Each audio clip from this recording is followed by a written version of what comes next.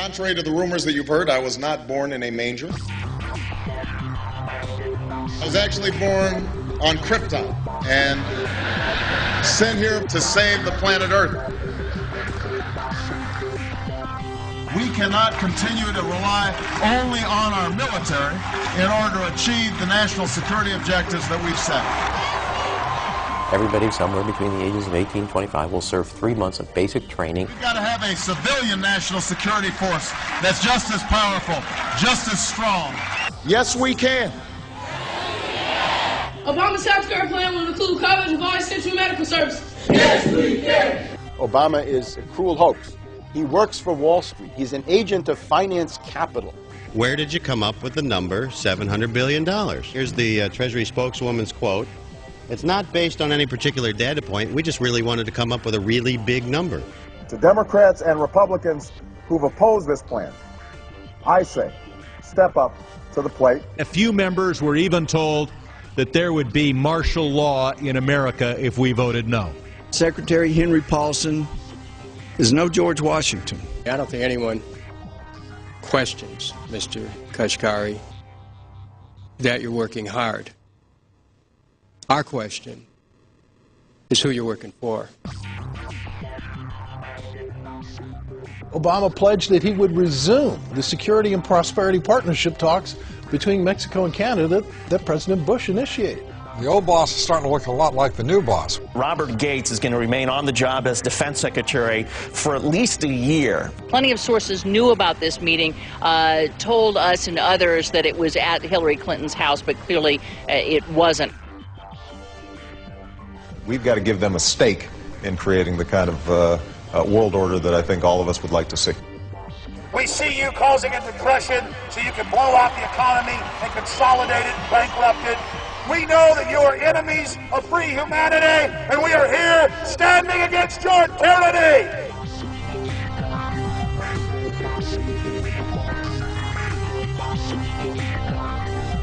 The Obama deception. The truth strikes back.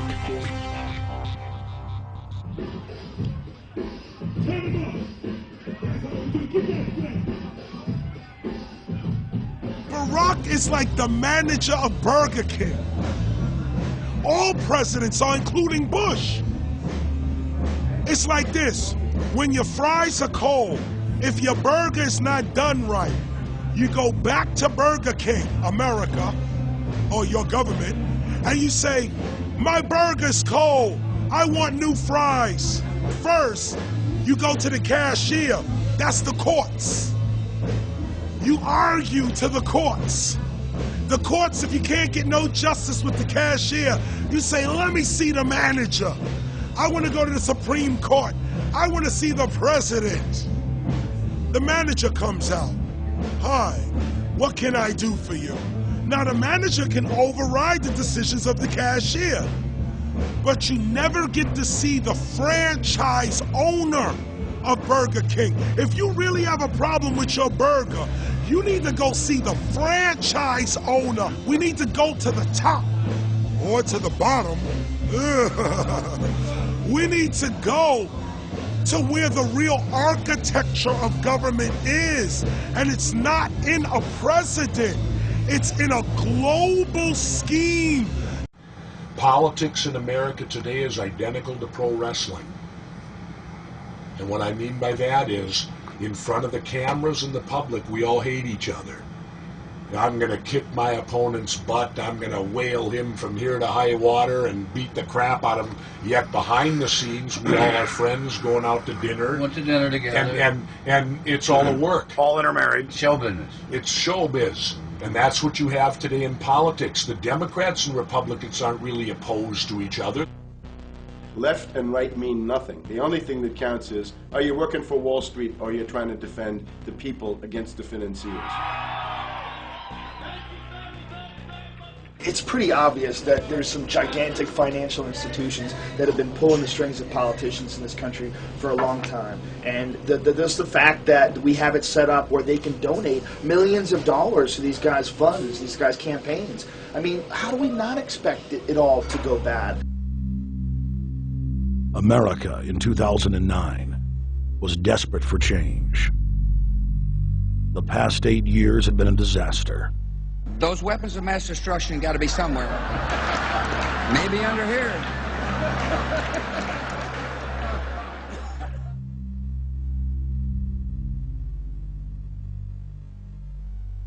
George W. Bush, who had claimed to be a conservative, had tripled the size of the federal government, shredded the Constitution, and destroyed the image of the United States worldwide. Nope, no weapons over there.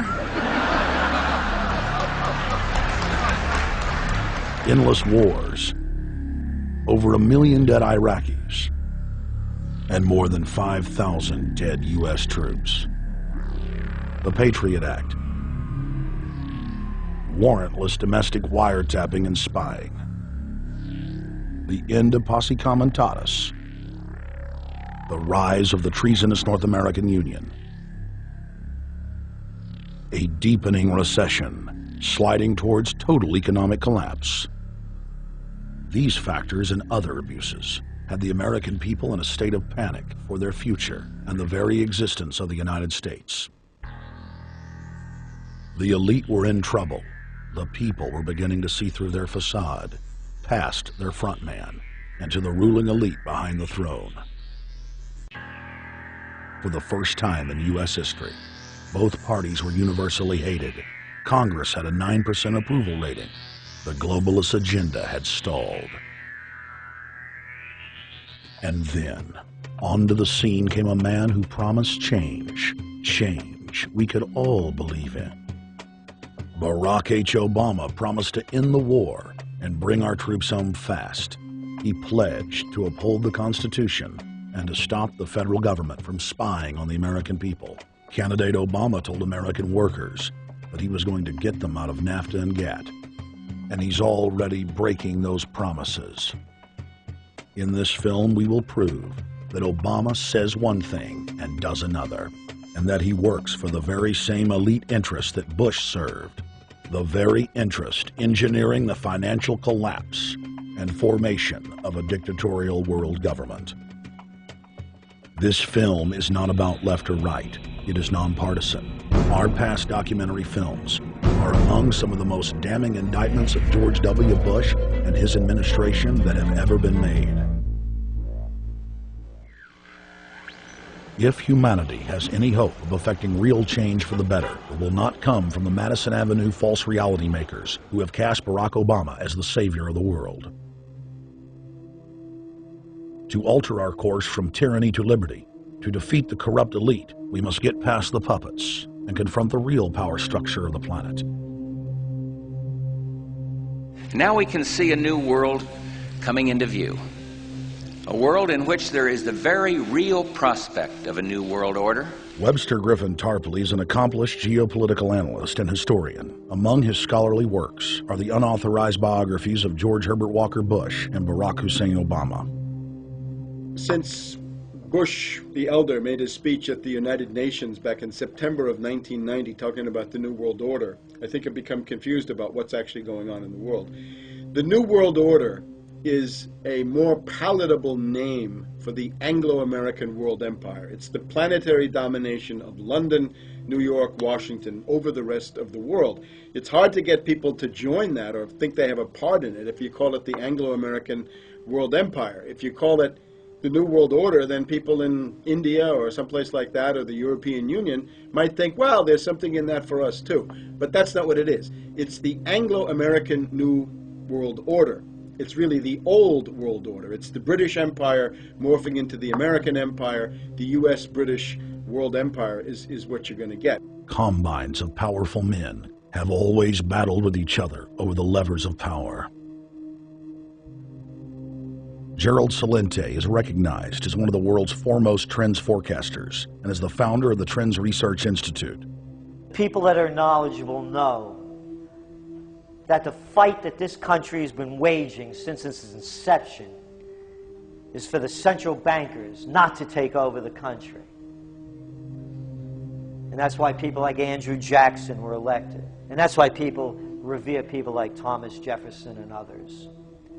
The takeover's happened, and it's a corporate takeover. Agents of the Bank of England attempted to assassinate President Andrew Jackson on multiple occasions because of his resistance against a private central bank being set up in the United States. And it was something that Abraham Lincoln warned. And this is, by the way, why I believe he was assassinated. This is the Lincoln quote. "The money powers prey upon the nation in times of peace and conspire against it in times of adversity. It is more despotic than monarchy, more insolent than autocracy, more selfish than bureaucracy. I see in the near future a crisis approaching that unnerves me and causes me to tremble for the safety of my country. Corporations have been enthroned. An era of corruption will follow, and the money power of the country will endeavor to prolong its reign by working upon the prejudices of the people until the wealth is aggregated in a few hands and the republic is destroyed. Wall Street has killed Main Street." So I know how unpopular it is to be seen as helping banks right now, especially when everyone is suffering in part from their bad decisions. I promise you, I get it. Up until about the Kennedy assassination and the beginning of the war in Vietnam, the United States is a very powerful engine for world progress. It's the assassinations, the Kennedy assassination, and the others in the 1960s, the beginning of the Vietnam War, and the beginning of the absolute domination of the Wall Street group over every other interest. Nobody else counts except the Wall Street money masters. That has now made the United States into no longer a force for progress, but something very different, often a force for destruction in the world. The military-industrial complex has taken over the country along with the Wall Street gang. If you look also at the people that Obama has put on his appointments list, it's all Wall Street. It's government of Wall Street, by Wall Street, and for Wall Street. There's nobody from heavy industry. There's nobody from the auto sector, nobody from Silicon Valley, nobody from big oil, nobody from defense, no labor, no women, no retirees, no small business, nothing. It's pure Wall Street. The only people who have a voice in Obama's councils are Wall Street finance oligarchs. That's all there is. Nobody else counts for anything under Obama. It's the most extreme Wall Street administration we've ever had. Before his death, President Woodrow Wilson apologized to the public, regretting that he had been deceived by a group of international bankers and the country's financial system had fallen into their iron grip via the Federal Reserve Act of 1913. Whether sought or unsought by the military-industrial complex, the potential for the disastrous rise of misplaced power exists and will persist. Dwight D. Eisenhower, he warned the people that the military-industrial complex was taking over the country. Only 3 years after leaving office, President Eisenhower's prophetic warning concerning the threat posed to our system of government by the military-industrial complex came to pass. President John F. Kennedy had enraged the entire elite network. Now, Kennedy was brought in as somebody who was expected to be a puppet. It was thought that his pro-Nazi father, Joseph P. Kennedy, the bootlegger, the speculator, would guarantee that Kennedy would be obedient to the establishment. They thought that Kennedy was a sex maniac who could be manipulated through all of this, but it turned out that through his personal suffering, Kennedy had discovered a personal sense of himself which went beyond just being a puppet, and he began to think about things like economic recovery, world peace, having a space program, making deals with the Soviets, cutting the Federal Reserve down to size, and a whole series of other things. Executive Order number 11110, signed by President Kennedy, began the process of abolishing the private Federal Reserve. Kennedy was also pushing for real civil rights reform and had begun the process of pulling the troops out of Vietnam. The last time you had an actual president was Kennedy. The oligarchs took swift and decisive action. When John Kennedy attempted to take the government back from the robber barons, he was brutally murdered. The message to future U.S. presidents and leaders across the world was clear: do as you're told or die. John Fitzgerald Kennedy was the last true president of the United States. And until the globalists are removed from power, we will never have another real one. The other thing about the American presidency you've got to remember is that this is a puppet post. It's automatically going to be a puppet post.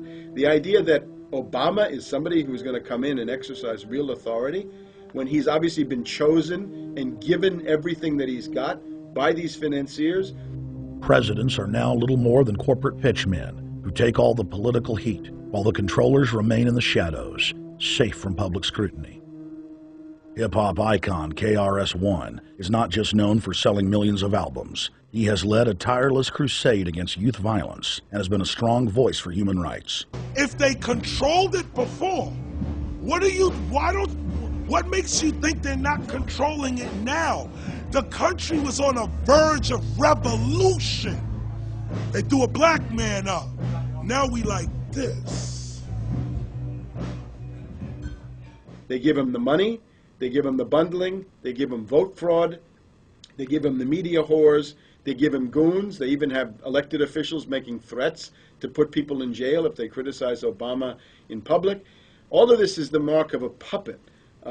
And that means that he is a puppet, actually more of a puppet than anybody else, more of a puppet than Mrs. Clinton would have been, even more of a puppet than McCain. He's the maximum puppet that we've had certainly since Jimmy Carter. They put a black face on the New World Order, and now we all happy. KRS ain't buying it. In the real executive power structure, the president serves the military-industrial complex, itself owned by the international bankers. If there's a revolution, the population just throws out the prime minister or president. The elite stays in power because the public is never aware of who the real enemy is. In Evian, France in 1991, standing before the Bilderberg Group, the apex of the world government power structure, David Rockefeller defined the New World Order as a system of world government serving the international banking elite. For decades, the banker-owned media would attack anyone who dared to warn the public that a dictatorial world government was being constructed right under their nose, and that national sovereignty was being deliberately destroyed. And now, after years of denial, the media and the elite themselves are proudly announcing that not only is world government real, but is the answer to the financial crisis that they carefully engineered.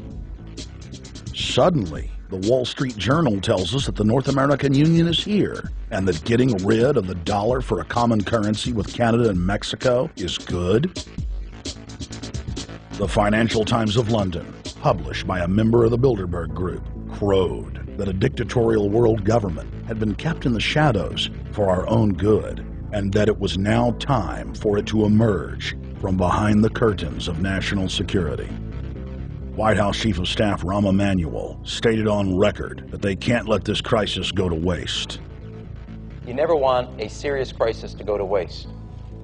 And what I mean by that, it's an opportunity to do things that you think you could not do before. And Henry Kissinger, who gave Barack Obama his first job out of college, told national television that the economic collapse was a great opportunity to bring in the New World Order. He went on to say that Barack Obama was the perfect person to sell it to the world. But he can give a new impetus to American foreign policy, partly because the reception of him is so extraordinary around the world. I think his task will be to develop an overall strategy for America in this period when really a new world order can be created. It's a great opportunity. It isn't just a crisis. In June of 2006, our team traveled to Ottawa, Canada, to gather intelligence on the shadow government's agenda for the coming years. I think that's the Queen. Investigative journalist and best-selling author Daniel Estulin had been tracking the Bilderberg Group for more than 16 years. His moles inside Bilderberg informed him that the elite were planning to first run the price of gas up to $150 a barrel, unimaginable in 2006. He also reported that after suckering the middle class back into the stock market, the group was going to implode the subprime mortgage market and destroy public confidence. Well, one of the things that we're getting from this morning and this afternoon's conference, this morning conference was about the energy crisis, the price of oil. The afternoon conference, which started about 4 o'clock, 4:30, they were talking about one of the American delegates, I wasn't told who exactly it was talking about the the concern that the American citizens have had with the housing prices going down, so they're not investing that money. So what they needed to do is they needed to create the illusion that everything is going well. So what they're going to do over the next year and a half, is to bring the market back up to 1998, 1999 levels. They're going to get all the suckers to invest whatever little money they have left over, and that's when they're going to make the economy bottom drop out. They need to destroy the economy because as we're running out of oil, when people don't travel, at least that's what they're saying, when people don't travel, when people don't have money, they don't travel, they don't spend any money, which means you don't waste a lot of oil and natural gas. That's the afternoon. So how does this source, I mean, just ballpark, I mean, so you have this source, is it? Well, actually, there are two people who are members of the Bilderberg Club. It's actual members? They're members of the Bilderberg Club who for years and years and years have been going and participating in all the conversations. They've always been dead on, always. And last year they said the oil prices are going to go up to 150. At the time it was 39, went up to 76, basically doubled.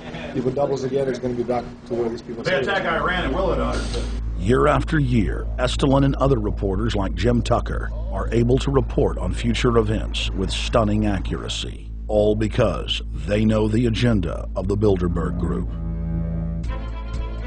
The Bilderberg Group sits at the top of the world power structure. 125 of the richest and most influential individuals on the globe make up its membership. From Istanbul, Turkey to Chantilly, Virginia, we have tracked the elusive Bilderberg Group.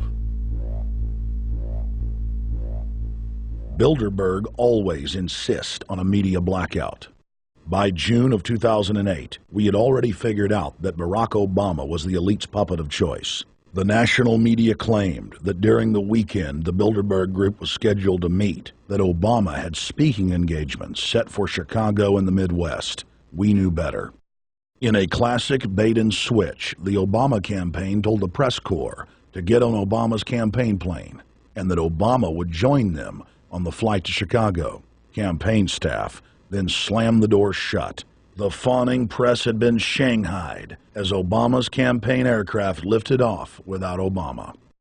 Robert, why were we not told about this meeting and that the senator wouldn't be on our flight until the doors were shut and we were about to taxi to take off? Again, we had a desire, Senator Obama had a desire to do some meetings. Others had a desire to meet with him tonight in a private way, and that's what we're doing. And we set up these meetings. They're being done tonight. Again, Is there more than one meeting? Is there more than one person with whom? I'm not going to get into all the details of the meetings. I don't know that I've got a ton more different answers for all of your questions. Obama wasn't going to Chicago. He had a meeting to attend, a secret meeting. Initially, it was believed that the secret meeting took place at Clinton's Washington, D.C. home. Obama's spokesman denied that, but won't confirm where the former rivals met. He also declined to comment on their topics of discussion. For a day and a half, the mainstream media engaged in a wild goose chase, trying to find out where Hillary and Obama had gone. 3 cover stories later, the corporate press had to admit they had no idea where the 2 candidates had gone. And to this day, Clinton and Obama aren't talking. Plenty of sources knew about this meeting, told us and others that it was at Hillary Clinton's house, but clearly it wasn't. In 2008, the trail led us to the Westfields Marriott Hotel, right outside Washington, D.C. We just flew into Washington, D.C. We're driving to the Westfields Marriott. Tomorrow, the hotel's closed throughout the week into the weekend for the Bilderberg Group meeting. But we're going to check in the night before. They're going to kick us out tomorrow. So we're going directly into the belly of the beast. The hotel will be filled with at least 5 spy agencies. CIA, Defense Intelligence, Mossad, European Union Security. We checked into the Westfields Marriott 48 hours before hotel guests were scheduled to be thrown out ahead of the annual meeting. The building was nestled in the heart of the military-industrial complex, with the National Reconnaissance Office and Raytheon just a stone's throw away.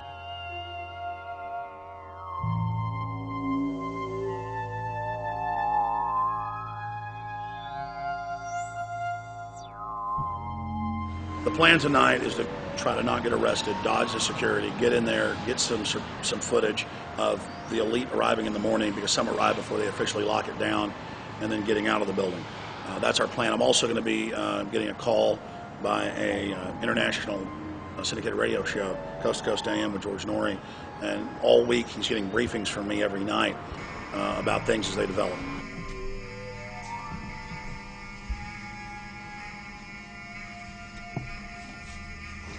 George, we're sitting here in the room. As the phone rings with your producer, Tom Danheiser, to put me on, the fire alarm goes off.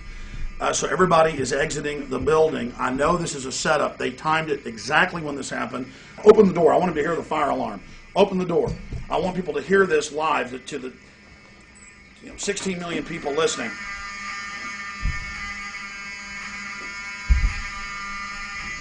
George, do you hear that? Now, they're going to use this as an excuse. The Westfield Marriott, right outside D.C. in Chantilly, they want to use this to flush us out of here. They're very upset. Everybody that covers Bilderberg, I was detained 2 years ago, interrogated, screamed at. They said Bilderberg was upset about me, wanted to stop us. This is guaranteed. Everywhere we go, we're followed. We have another hotel across town as a base of operations. They were there questioning us, getting in our faces. We're being followed everywhere. I need everybody's support right now. I pray to God they don't try to set me up. They may have tried to concoct this as some way to say, no, look, they didn't leave during a fire drill, assessing me, knowing I would stay and do the interview. But again, the moment the phone rang with Tom Danheiser, the moment the phone rang, the guys answered it, I'm standing there, the alarm goes off. It's going off right now. The guests are exiting the hotel out there. Of course, there's no fire. This is just absolutely insane. I noticed, too, that there was over 100 security people here today, but tonight we got back and it was a total ghost town, and this is what's insane. We have a security guy walk up to us 30 minutes ago, about 25 minutes ago, before this happened, and said, what are you guys doing? We said, we're just walking around checking out the artwork in the hotel, which we actually were admiring, but we were also going around getting some footage. And they said, well, no cameras allowed. We said, fine. And then he said, yeah, we had somebody do a fire alarm a few weeks ago, and me and Rob, my camera guy, were on, why is he telling us about a fire alarm? I forgot that part, George. These bastards have done this. I don't know how. They're planning to try to set us up or something, but this is incredible. We are here in the middle of this right now, George.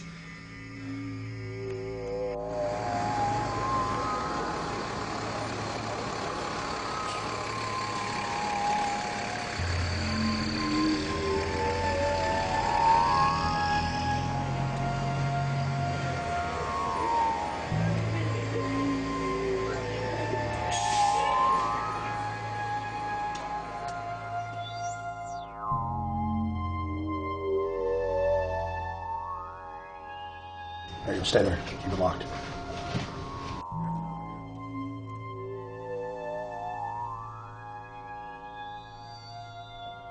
Let's go.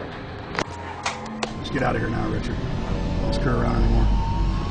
We got out of here on exactly the right time. Is this the way out? Yeah.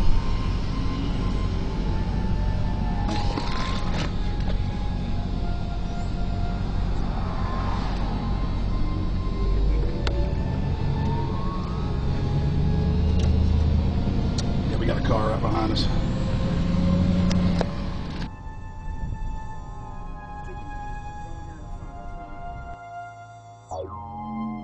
We made about, what, 5 turns and 6 turns, the same car's following us. Now he looks like he's following us into a... He came out of Bilderberg, he came out of the Westfield. He's being a little bit subtle, but... Not too. So there he is. That's him over there in the blue green, car. yeah.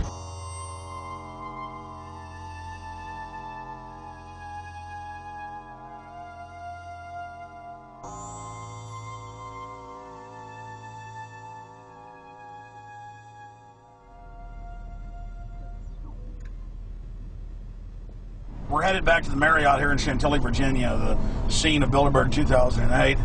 We successfully infiltrated the last day and a half inside, got out with some great stuff. We've been tailed, and now we're going back to cover the dignitaries, the elitists, as they arrive. And right now is the prime time for them to start arriving for the next 3 or 4 hours. We took about a 30-minute break. I'm sure we missed a few, but it doesn't matter. We've got scores of people that just organically are listeners, info warriors that are out here taking action.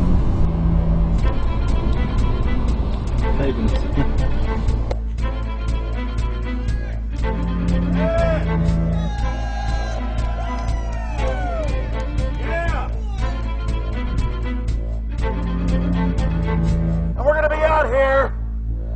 next 3 days, while you try to chart the future of our destiny, we're taking our destiny back. You're not our gods or our masters. We witnessed at least 7 convoys of armed Secret Service entering the Westfield's Marriott, and internal sources confirmed that both candidates did attend at least one meeting inside the conference. While the Bilderberg Group was 100% successful in 2008 at keeping their name out of the mainstream media, they did not fare as well when it came to the exploding independent press. During the entire 2-day event, anti-New World Order protesters and alternative media encircled the hotel. You are being exposed everywhere, from David Rockefeller, from John Edwards, from Bill Clinton. Your game of secrecy is over. You're gonna play. Get him. It's up close. You piece of trash. This is Bernanke, man. Bernanke, you're going down.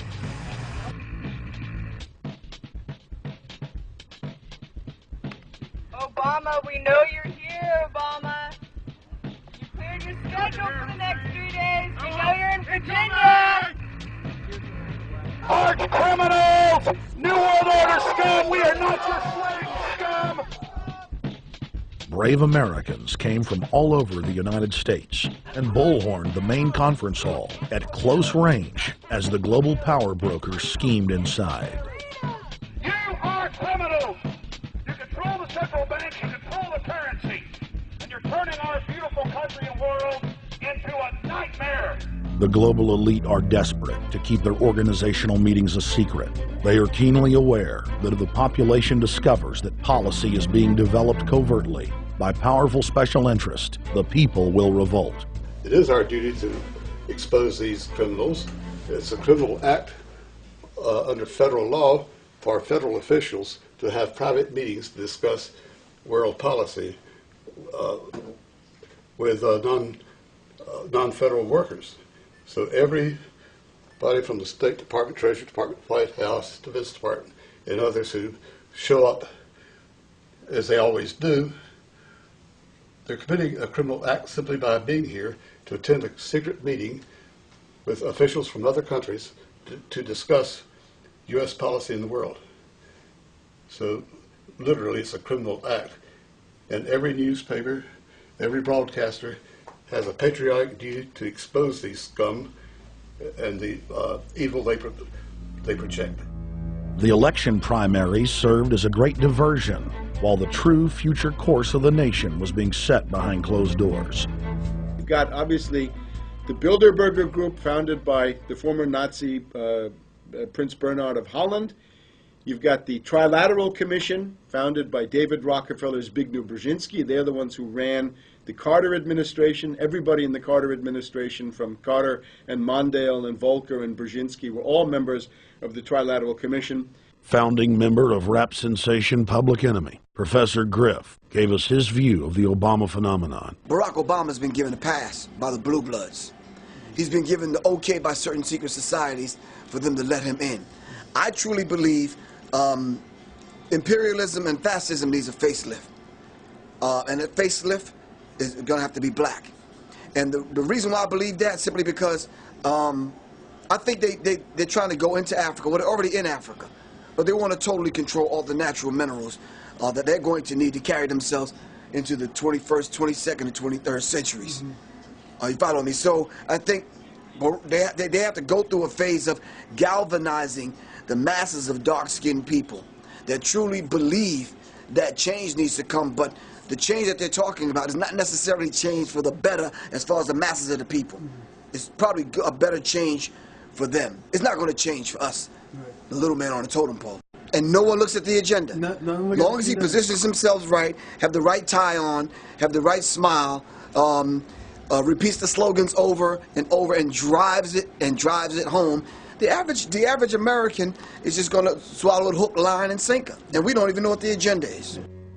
Writing in his 1964 book, With No Apologies, Senator Barry Goldwater said, The Trilateral Commission is intended to be the vehicle for multinational consolidation of the commercial and banking interest by seizing control of the political government of the United States. The Trilateral Commission represents a skillful, coordinated effort to seize control and consolidate the four centers of power: political, monetary, intellectual, and ecclesiastical.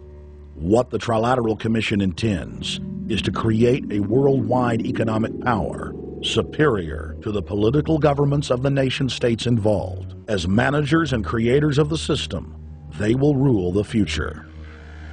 Bilderberg issues executive decisions and prime directives to its subdirectorates for implementation. The Trilateral Commission takes the Bilderberg Group agenda and executes it through regional roundtable groups throughout Europe, Asia, and the Americas. The Council on Foreign Relations serves as the managing roundtable group in the United States sector. The Council on Foreign Relations has dominated every administration since the days of FDR. The way in which they make policy and rule is that they are a polycentric oligarchical system.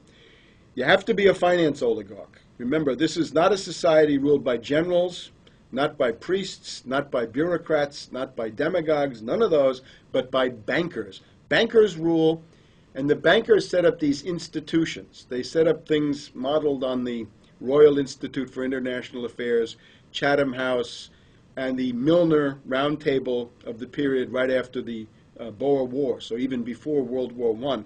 You had the British setting up these round tables, institutes with publications and conferences, and this is how they make policy. Upon Obama's inauguration, members of the Bilderberg Group, Trilateral Commission, and CFR flooded into every position of power in the executive branch, replacing Trilateral Commission and CFR members who previously filled the positions during the Bush administration. When you look at the U.S. ruling class, you'd have to say that they're a really pathetic bunch of failures and bunglers. They are a miserable excuse for a ruling class. And that's one of the big problems we have, is you go from Clinton to Bush to Obama. What stays the same is the ruling elite that gives these puppets the orders that they act on. And these orders are wrong-headed, let's say the least. They're basically bankrupt. They're going to lead to the collapse of this civilization. What they're doing is using the existence of the United States as a formerly powerful nation-state to act out their Wall Street fantasies of world domination and maintaining their capital structures and maintaining their system of looting. And this can't be done. So the basic question is, they've hijacked our country, and you got to take it back from them. You've got to drive Wall Street out of the government, and at that point, you'd have a reasonable chance of getting back to prosperity and some kind of peace and order in international affairs. We had a chance to speak with economist and author George Humphrey. They have created a power elite. And we're not talking about the millionaire down the street. You can't even be a member of their club unless you're a multi-billionaire. And friends, this is not about rich versus poor. This is about a very, very small handful of the worst criminal element on this planet, manipulating and destroying the good people of this nation and of this world. About this Obama with change. Look at the people he's put in to mastermind the economic recovery. Larry Summers. I love it. Every time they talk about Larry Summers, he's always brilliant. He's another brilliant one. He's the one that helped dismantle the Glass-Steagall Act, the banking act that was put in place in the 1930s, so the banks couldn't become the banksters that they become. In the 1990s, you had the beginning of the derivatives bubble, thanks to people like Alan Greenspan, Rubin, Summers, a lot of the people who are now back in the Obama administration. And the derivatives, I think, are the centerpiece of this entire problem today. These are the same people, Geithner from the Treasury Department. Could you imagine that?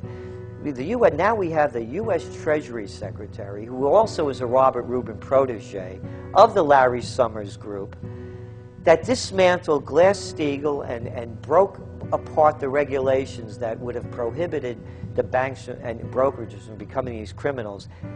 He was the former president of the New York Federal Reserve, And now he's our Treasury Secretary? And as we all know, the Federal Reserve is as Federal Express. It's a private bank. And now we've put this guy in charge of it? I mean, Wall Street has hijacked Washington in broad daylight.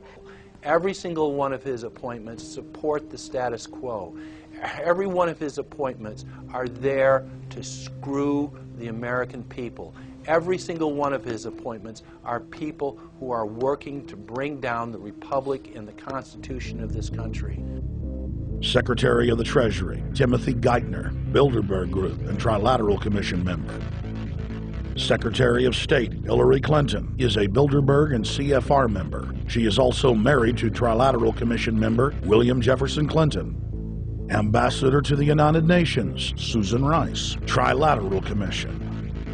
National Security Advisor General James L. Jones, Bilderberg, Trilateral Commission, and CFR.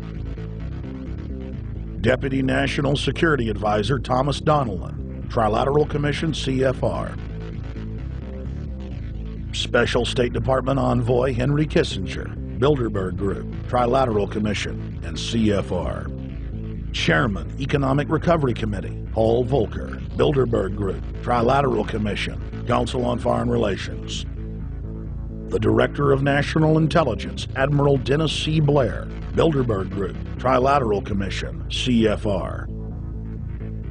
Secretary of Defense Robert Gates, Bilderberg Group, Trilateral Commission, CFR. Deputy Secretary of State, James Steinberg, Bilderberg Group, Trilateral Commission, CFR.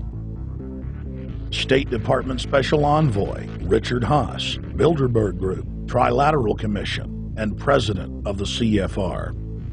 Obama Presidential Advisor Alan Greenspan, Bilderberg Group, Trilateral Commission, CFR.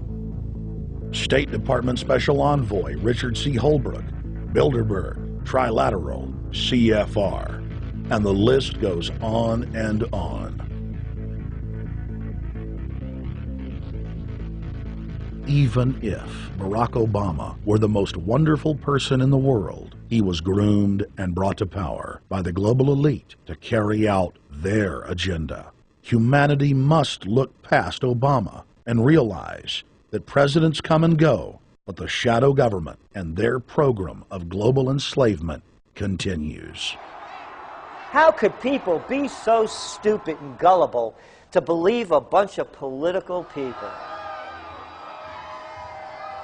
So people who voted for Obama were trying to express, I think, first of all, something worthwhile. The hatred for Bush, Cheney, the neocons, the desire to punish the Republicans for their adventures, their police state, and their economic depression. The second question was on the economy. People felt that Bush was selling them down the river into a world depression. He is, of course, the new Herbert Hoover in that regard, so they were trying to get something different from that.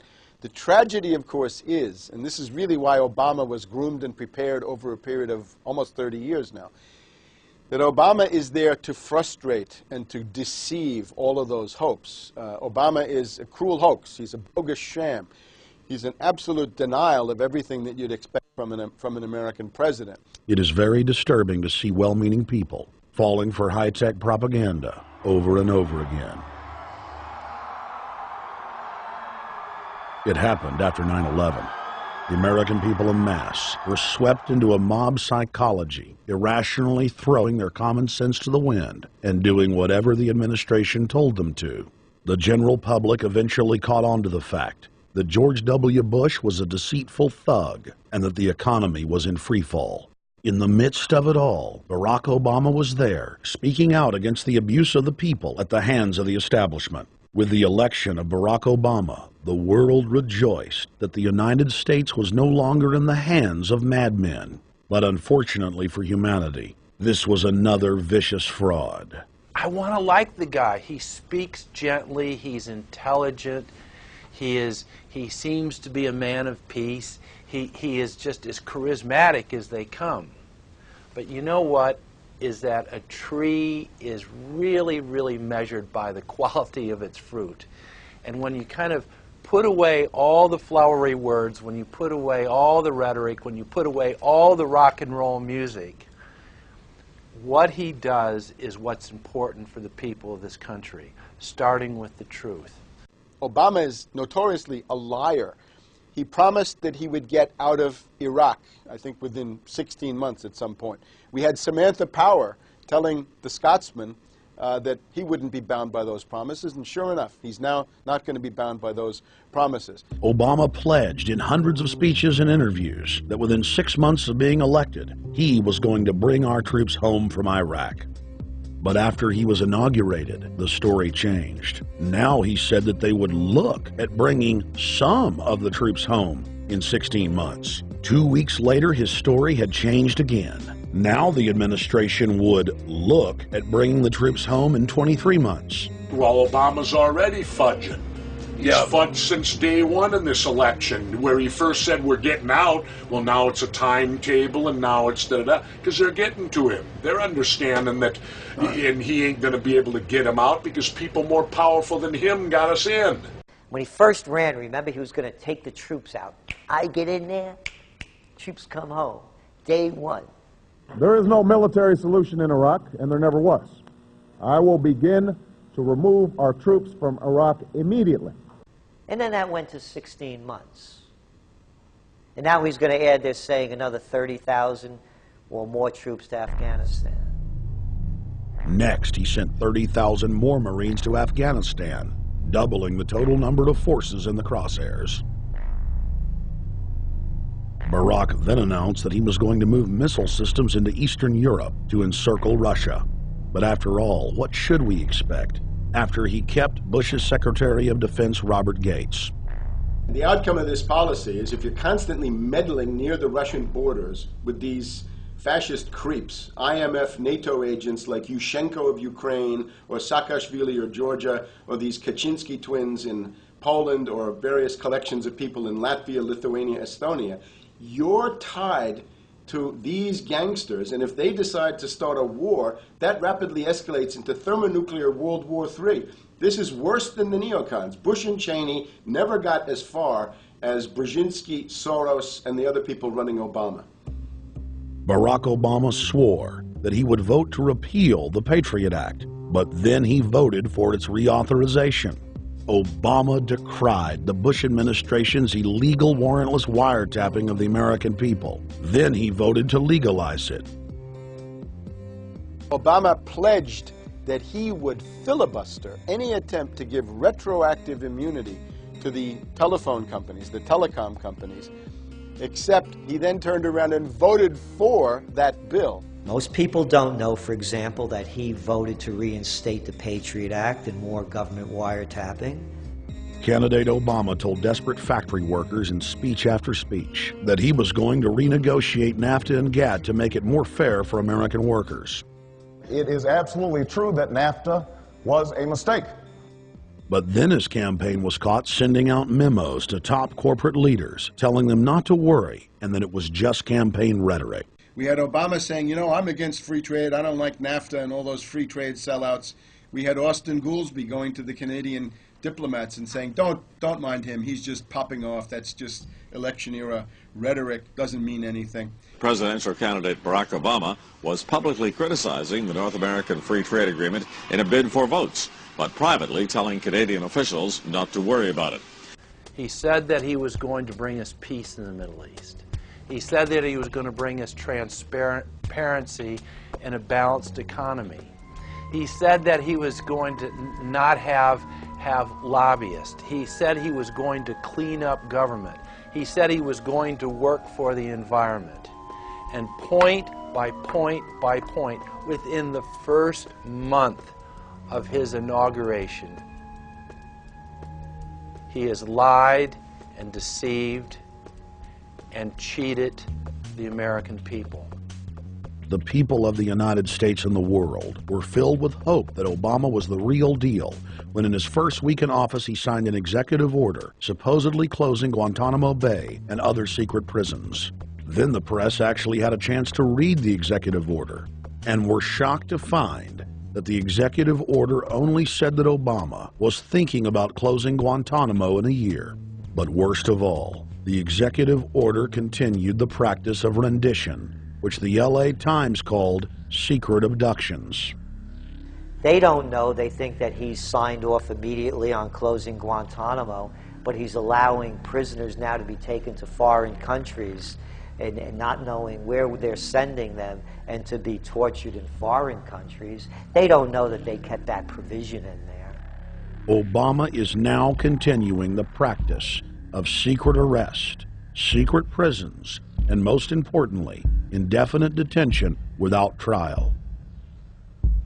When a British High Court said that it was preparing to release secret British and U.S. torture orders that prove that the Bush administration was ordering personnel to systematically abuse detainees, Barack Obama threatened to cut off all U.S. intelligence ties to England. To add insult to injury, he stated that the program was important to national security, not only endorsing Bush's crimes, but continuing them. Obama voted for a reinstatement of the Patriot Act. And by his early deeds already, again, as we saw with the issues of retention, he's willing to send people that have been charged with nothing to be tortured to so-called get the truth out of them. If the makers of this film attempted to cover all of Obama's lies, this documentary would never be released because there are new ones every day. So in the interest of time, we're going to cover one more big one. Barack and his handlers made the cornerstone of his campaign, keeping lobbyists and donors out of his administration. Within hours of being elected, Obama did a 180 and filled the White House and federal government with lobbyists and donors at all levels. Obama picked William Lynn, the top lobbyist for Raytheon, to fill the #2 position at the Department of Defense. Timothy Geithner, former president of the private Federal Reserve Bank of New York, was picked by Obama to be Secretary of the Treasury.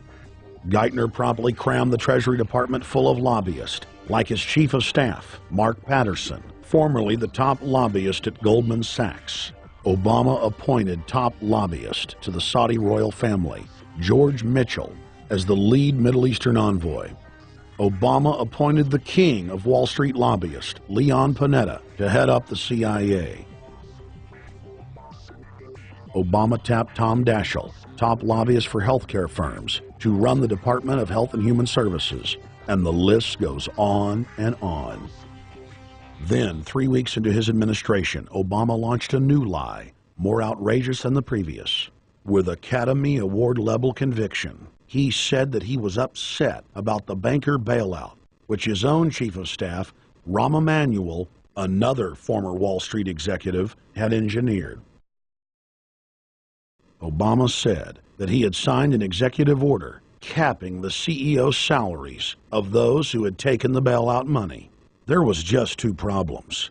All the major banks and brokerage firms were exempt, and the new order only dealt with any future bailouts. And those were to be on the honor system. What gets people upset, and rightfully so, are executives being rewarded for failure. AIG, Bank of America, and Citigroup, which have received billions in bailout money, don't fall under this plan. Only banks negotiating future agreements with the government will be restricted. But this appears to be built on an honor system, and White House Press Secretary Robert Gibbs had a hard time explaining how enforcement would work. Well, let me get, I will get clarification from Treasury on that. Generally speaking, this is already the biggest liar and the biggest disappointment that we've seen in recent history. And again, qualitatively beyond the rather low standards set by Bush the Elder and Clinton in terms of delivering on promises. Bottom line, Obama is a fantastic actor and an even better liar. His track record is clear. He has done the opposite of everything he told the people he would do. They'll make up one lie after another. And if you believe these people, knock yourself out. I don't believe a word they say. Within 1 month of the passage of the first banker bailout bill, the press reported that over $5 trillion had just disappeared out of the U.S. Treasury. By December, the amount of money that had been stolen had reached $8.5 trillion. The leadership of both political parties circled the wagons and would not discuss where the money had gone. Hands up, Fed! In the Fed! In the Fed! In the Fed! Informed Americans protested the private Federal Reserve System at all 38 of their regional governorship offices. Arrest Bernanke and Paulson! Arrest all the criminals that stole the banker bailout money! It was refreshing to see people standing up against the real power structure, not being distracted by the elite's frontmen like George W. Bush and Barack Obama. We traveled to Dallas, Texas to cover We the People taking on the real enemy. Hey, I want to talk to the workers up there on the parapet. The ones smoking cigarettes and just jump back. You're with the American people, we know that. But understand, ask the workers inside. You're not in a federal government building. You're in a private Federal Reserve that uses that name as a fraud. That'd be like if my first name was Federal Reserve Jones. I'm still not the federal government. I'm not a federal agency. But if I said my name was Federal Reserve, I could go out and pay off politicians and get them to allow me to get into power so I could issue the currency and credit, and then I could buy up the world. That's what these criminals have done. A lot of people think that the Federal Reserve is already part of the government. They're not. It's controlled by cliques of unelected, unaccountable bankers meeting in secret. Most of these people have never even been through the formality of a Senate hearing or a Senate confirmation. They claim that they're part of the U.S. government. They masquerade as if they were part of the U.S. government. But in reality, this is a purely private operation. Jackals, hyenas, raptors, all of them loyal, not to the American people, but to the Wall Street banks, which is where most of them come from. Everyone is pointing to Barack right now, President Obama, as saying, you got to get the economy together. You got to get the economy together. When in fact, the president has very little to do with the economy. It's the Federal Reserve chairman that at least sets the policy. That's a privately owned company, the Federal Reserve Bank. They set the agenda. These guys are masquerading as a federal institution. They are a private banking consortium, and this is their front, their holding company. The Federal Reserve is not federal. It's a front for a private banking cartel. That's on record in congressional testimony, and they're the ones orchestrating the economic collapse we're seeing right now, so that's why we're here. While at the In the Fed rally outside the Federal Reserve Bank in Dallas, Texas, we spoke with Ron Paul's brother, Wayne Paul. 1913, the Federal Reserve Act was passed, floor of the House, where 3 members of Congress were on the floor. At that time, they only needed a majority of votes to pass it. So in 1913, the Federal Reserve Act was passed. 20 years later, 1933, under Roosevelt, the United States was declared bankrupt. And in 1933, the Federal Reserve Private Bank says, okay, USA, what are you going to pledge as collateral on the debt you owe me? What happened by 1936? Does anybody know? We instituted Social Security system, and you and I and our children and our children's children were pledged as collateral on the debt of our government to the Federal Reserve. And that's where we're at today. It took 20 years to make this country bankrupt, and since then, our government has operated under emergency powers of our government. It is not the president that makes the decision in this country.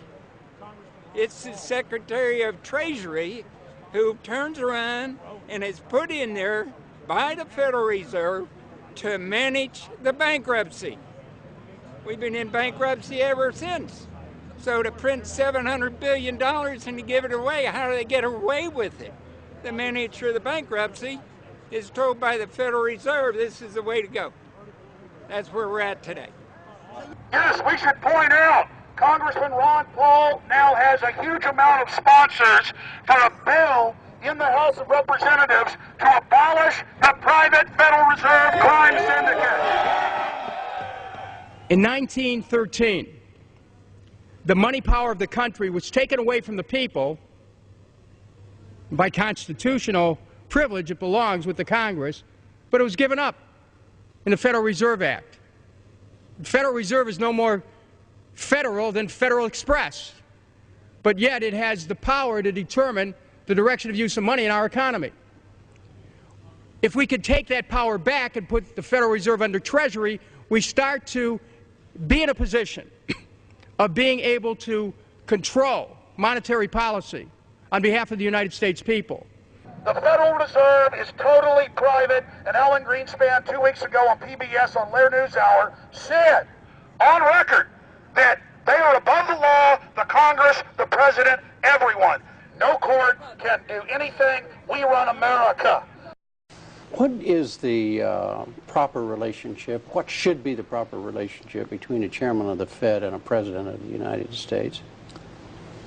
Well, first of all, the Federal Reserve is an independent agency, and that means basically that there is no other agency of government which can overrule actions that we take.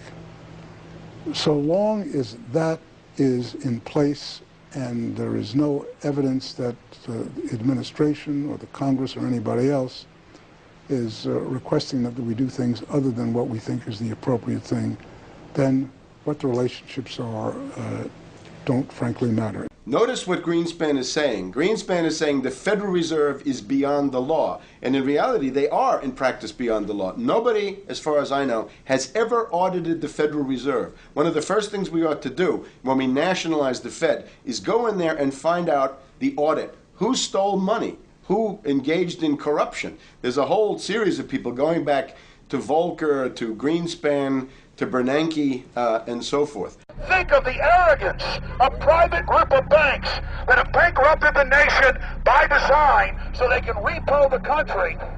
A private group of banks that loaned us our own money back are telling us they're above the law. You are not above the law, criminals. No one is above the law. No one is above the law, and the private Federal Reserve sure as hell isn't either. Since the founding of the Federal Reserve back under Woodrow Wilson, the Federal Reserve has struck out 3 times. They didn't stop the crash of 1929. They didn't stop the banking panic of 1932, 1933. And now they are the cause of the derivatives crisis because they're the ones who inflicted derivatives on the world with Alan Greenspan.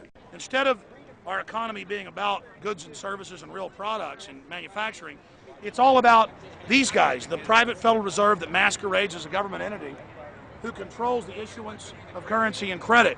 They're the ones that have cut off the liquidity in the market. They told us have a debt-based economy. Then they cut it off once they get us under their thumb and implode the economy so they can consolidate it. And that's what they're doing right now. I mean, it's in their own documents, it's in their own statements. They claim, give us unlimited power, give us trillions of dollars of the Baker bailout bill that's already $5 trillion, not $850 billion as they say. And we'll get the economy going, but they're hoarding the money and buying up other banks that aren't part of the Federal Reserve, buying up insurance companies, buying up roads, infrastructures, media empires, defense contractors. What the banks do is they implode an economy by cutting off credit, and then once things really fall to a low, and they know the low because then they buy everything up and start then putting more money back into the economy, and then they build it back up. So they build us up and then shear us, build us up and shear us. And they're getting ready. All over the world, they're always shearing some country, imploding it. Comes out in their own IMF and World Bank documents. That's just the foreign arm of the same cartel. And these are the people who claim to be the saviors of the economy, the people who have created every important crisis in the past 100 years, the Federal Reserve. So it's illegal, it's unconstitutional, and it's a failure. And I think the failure is what everybody can see right now. Yeah, what they do is they make you think Clinton's evil in running things. Then, oh, Bush will save us. And then, oh, Bush was evil. Now we'll be saved by Barack Obama, but he's just a puppet. But as we get deeper into this phase, when they implode the economy, they have all the money and all the control, but they also like to pose as the savior. So Obama is meant to be the savior during the Depression, and he'll save us with a 1 million person, he said, is bigger than our military, domestic spy force, a 3 million person environmental spy force. So giving people these jobs to be government bureaucrats and spies to go out and manage the other 290-something million Americans. And so this is classical fascism. The communists also do it. Any vertically integrated command and control authoritarian system does this. So they're openly following what the same group of banks did in Germany, Russia. It's in the Communist Manifesto to have a private central bank, because the private central bankers actually wrote the ideas that they had Marx and Engels put out. People go, well, why would the banks want communism? It doesn't exist. They rape us, they consolidate us, they put us into work brigades, they make us slaves, and they say it's a people's paradise. Look at it, boy, you're really doing good. And then they transfer all the wealth of the nation offshore. The globalists are outside all the nations. That gives them safety, and they play countries off against each other. And so that's what we're facing and dealing with. And so they're bringing in classical, hardcore tyranny in the U.S., but we have the internet.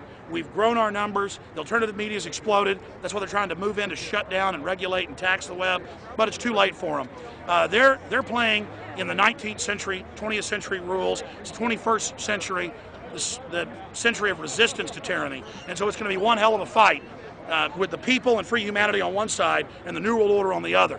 And every one of you out there counts, needs to be involved in this fight like nothing you've been involved with before, because this is life and death. Everything depends on exposing these people. Everything depends on showing the people that this is the New World Order, this is the criminals. We're dealing with the king rats here, the people that are carrying out tyranny worldwide. And either they fall or we fall. Either worldwide darkness and a new age of tyranny and oppression and with a scientific overlay, or a new age of liberty and freedom and a new renaissance. The choice is the people's out there. Okay, we can tell you what's going on. You can check it out for yourself and find out it's true. But don't wait. Investigate now. Get involved now. Go out there and reach out now. We don't have time. If you're looking for the solution, look in the mirror. Look right into the mirror, because you out there, men, women, old, young, black, white, doesn't matter. It's going to be up to you if they win or if liberty succeeds and the people have a chance of having any future. These are cold-blooded eugenicists. These are cold-blooded people who think they're God, think that they're our masters, that think that we're animals. These are the guys that funded Lenin and Stalin and Hitler and Mao. These are the guys, it's all on record, that bankroll this stuff. They are hardcore vicious, and they must be resisted. You're watching the Obama deception. We're going to go right back to the film in just a minute. But I wanted to take some time out in the middle of the film to encourage all of you that are watching it online right now to go to Infowars.com and purchase a high-quality DVD of the film. Or you can go to PrisonPlanet.tv and download a high-quality DivX version to burn to disc or DVD to give to your friends, your family, your neighbor, and your community.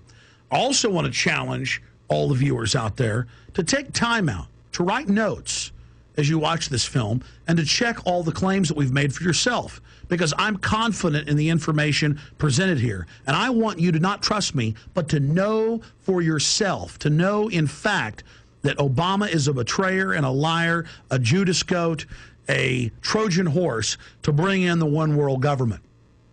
So again, I want to thank you for watching the Obama deception. You can go to Infowars.com and get a high-quality DVD, or watch it in super high quality and burn disc to give your friends, your family, your neighbors, and warn the public at PrisonPlanet.tv. Now let's cut right back to the Obama deception. Up until about the Kennedy assassination and the beginning of the war in Vietnam, the United States is a very powerful engine for world progress. It's the assassinations, the Kennedy assassination, and the others in the 1960s, the beginning of the Vietnam War, and the beginning of the absolute domination of the Wall Street group over every other interest. Nobody else counts except the Wall Street money masters. That has now made the United States into no longer a force for progress, but something very different, often a force for destruction in the world. That doesn't need to remain that way. The interest of the American people is to fight to take your government back from Wall Street and make the United States a force for progress in the world, which we easily could do if we could just break the power of the people behind Obama. The main banks of Europe, which were started by Adam Weishaupt and Rothschild, the Banque Nationale de Paris, the Bank of England, the Bank of Italy, have all financed the messianic and war leaders of the last 200 years. Napoleon, Lenin, Stalin. They backed Adolf Hitler. They backed Franklin Delano Roosevelt. And they are backing right now Barack Obama. The banking cartel had established a beachhead in 1913 through the Federal Reserve Act. In 1947, they set up a parallel shadow government through the National Security Act. From 47 on, the national security state began the long process of absorbing federal and state bureaucracies, while at the same time undermining the constitutional power of Congress and dominating the executive branch. By controlling the issuance of currency and credit, the private Federal Reserve was able to buy up most of the Fortune 500. And if a company wouldn't sell, the bankers would unleash federal regulators to run them out of business. Private central banks in Europe, the United States, and England took taxpayer money and loaned it at over 30% interest to third world nations. The bankers would then bribe the leaders of those countries not to pay back the loans. Their third world puppets would sign agreements stating that when the country defaulted, the banks would be given all the natural resources and infrastructure of the once sovereign lands.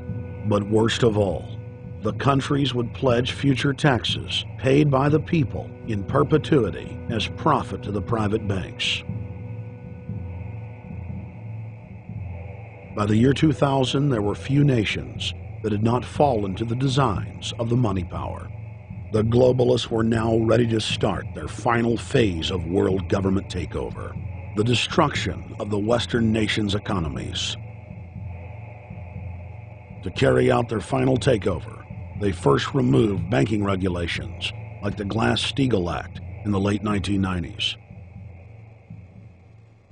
This allowed their front companies to issue unlimited credit to the world and to set up colossal Ponzi schemes, the likes of which the world had never seen.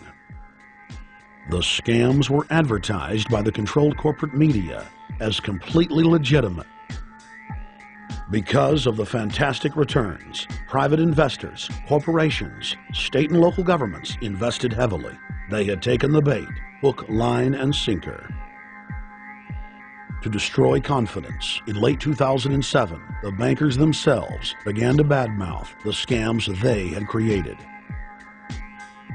Next, the central bankers cut off the tsunami of fiat money that they had been using to pump up the bubble. When Congress and the public refused to write the finance oligarchs a blank check, the bankers began to engage in financial terrorism. They said that the world would go into another Great Depression unless their demands were met, further destroying confidence. The stock market instantly had its biggest one-day loss in history, but even that wasn't enough to force Congress to capitulate to the offshore banks. Senator Inhofe of Oklahoma and Congressman Brad Sherman of California, amongst others, told the world that the entire Congress had been threatened with martial law by the White House and the Treasury Department if they didn't pass the so-called banker bailout bill. The only way they can pass this bill is by creating and sustaining a panic atmosphere. That atmosphere is not justified. Many of us were told in private conversations that if we voted against this bill on Monday, that the sky would fall, the market would drop 2,000 or 3,000 points the first day, another couple thousand the second day, and a few members were even told that there would be martial law in America if we voted no. That's what I call fear-mongering. Unjustified. The final version of the bill was kept secret from the Congress until minutes before the vote on October 3, 2008.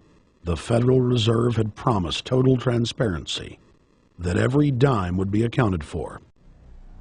To Democrats and Republicans who've opposed this plan, I say, step up to the plate. Let's do what's right for the country at this time, because the time to act is now, to prevent the possibility of a crisis turning into a catastrophe. After its passage, the public learned with horror that the bill was really a financial coup d'etat by Wall Street. The bill didn't just give $700 billion to the banks. It was a blank check. And as of February 2009, $9.7 trillion has disappeared into a black hole. Within 24 hours of its passage, Secretary of Treasury Henry Paulson said they were no longer going to use the money to unfreeze the mortgage market by buying bad debt. We went to Congress. Illiquid assets look like the way to go. As the situation worsened, the facts change. I will never apologize for changing an approach or strategy when the facts change. Paulson has, in the meantime, admitted that the subprime mortgage crisis is not the cause, really, of the breakdown of the entire world banking system and the bankruptcy of most of the banks in London and in Wall Street. He said, oh, we're going to buy up toxic assets, but we're not going to worry about subprime mortgages. What he's talking about is derivatives. Derivatives are the center of the crisis. He went on to say that where the money was going was a secret. I believe that banking institutions are more dangerous to our liberties than standing armies. If the American people ever allow private banks to control the issuance of their currency, first by inflation, then by deflation, the banks and corporations that will grow up around the banks will deprive the people of all property until their children wake up homeless on the continent their fathers conquered. The issuing power should be taken from the banks and restored to the people, to whom it properly belongs. Thomas Jefferson, 3rd President of the United States. Secretary Paulson came in with the Vice President and Fed Chairman Bernanke and made all these assurances that there was absolutely a critical, immediate need to get rid of the corrosive derivative products, all the different names for this, ubiquitous, sub-S, retraded credit default swap, blah, blah, blah, blah, okay? But they talked about them as though they knew what the hell they were. You got the money and you immediately said, what items, what auction? Now, the Treasury just basically cut that out of the bill.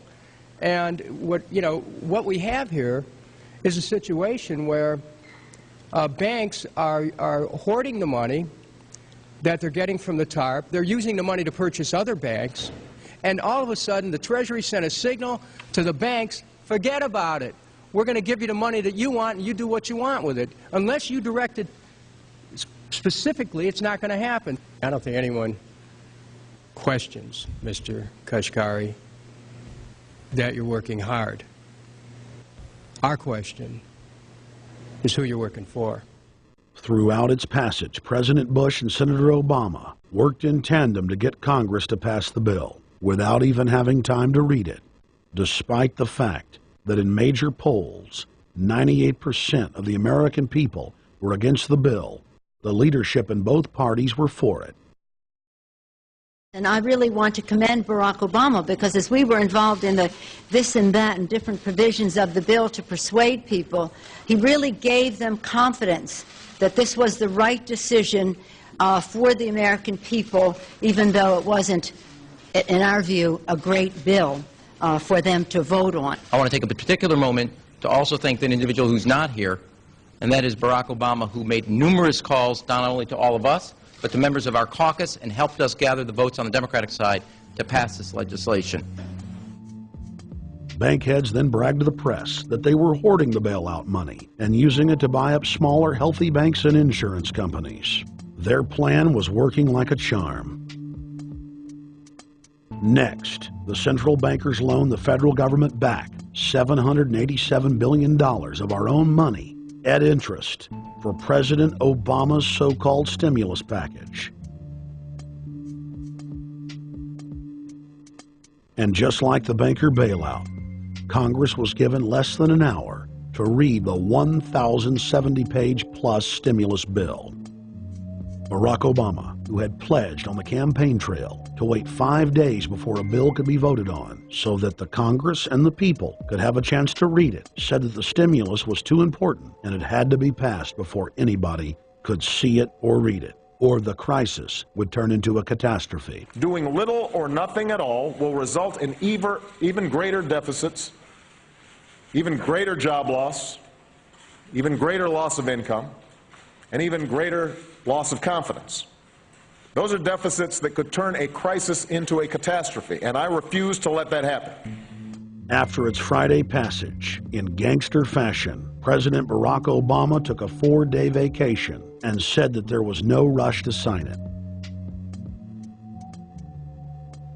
The spending bill was really a takeover bill, designed to further federalize the states and to pay off rich donors that had donated to both parties.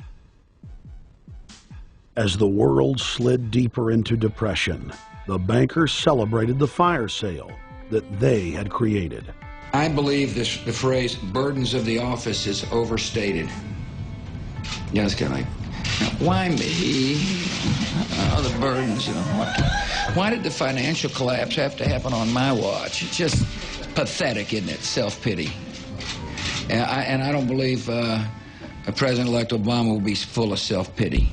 With their access to unlimited fiat capital, they could now buy up sectors of the world economy not already controlled by them. For over a century, the Anglo-American establishment had worked to bring the world system to this point. Artificially engineered global bankruptcy. In an address before the Trilateral Commission in June of 1991, David Rockefeller laid out the elite's ultimate goal. The supranational sovereignty of an intellectual elite and world bankers is surely preferable to the national autodetermination practiced in the last centuries. Now that the bankers were holding the world hostage, they issued their ultimatum. The only solution to restart the global economy would be to set up a planetary government ruled by a new Bank of the World, a Bank of the World owned and controlled by them. Suddenly, hundreds of prominent publications announced the solution, the people's only salvation. Time magazine, in an article titled "The New World Order," said that the new super bank would control the world's currencies and set interest rates, and that the new bank would, quote, knock the heads of bad countries like the United States. At a meeting of central bank heads and finance ministers dubbed Bretton Woods II, the plan for world government was unveiled by the very bankers that had engineered the collapse. Formerly sovereign countries would now pay their taxes directly to the banking cartel. Hundreds of new carbon taxes, controlling every facet of human activity, would only be the beginning. Now all the elite had to do was to sell the public on accepting the final phase of their takeover. And it's Obama's job to sucker the public into standing down so the bankers' agenda can move forward unhindered. Never before in U.S. history has the media gotten behind a president like they are behind Obama. The press has pulled out all the stops, bestowing a crown of infallibility upon Obama as the savior of the people. The elite are betting everything they've got on Obama's charisma and hoping that he can sell the world on their program of tyranny. Yes, there have been differences between America and Europe.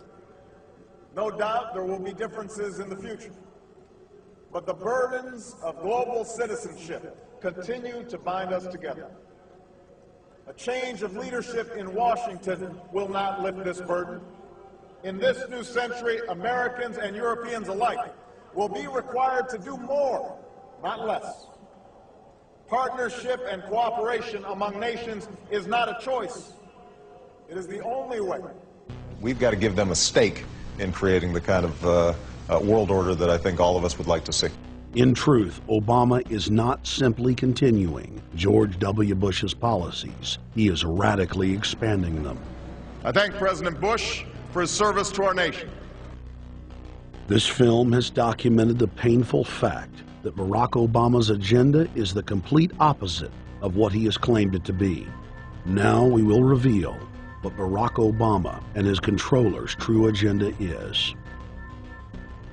Number one, bring the United States under the complete regulatory control of a private offshore superbank known as the Bank of the World. More than 100 new taxes are now being developed under the umbrella of curbing greenhouse gases. The new taxes will be paid directly to the private bank consortium. At the producer level, taxes will be paid on farm animals' flatulence. At the consumer level, there will be carbon taxes on all forms of meat, beef, poultry, pork, and fish. All cars will be fitted with satellite tracking boxes that will tax driving by the mile.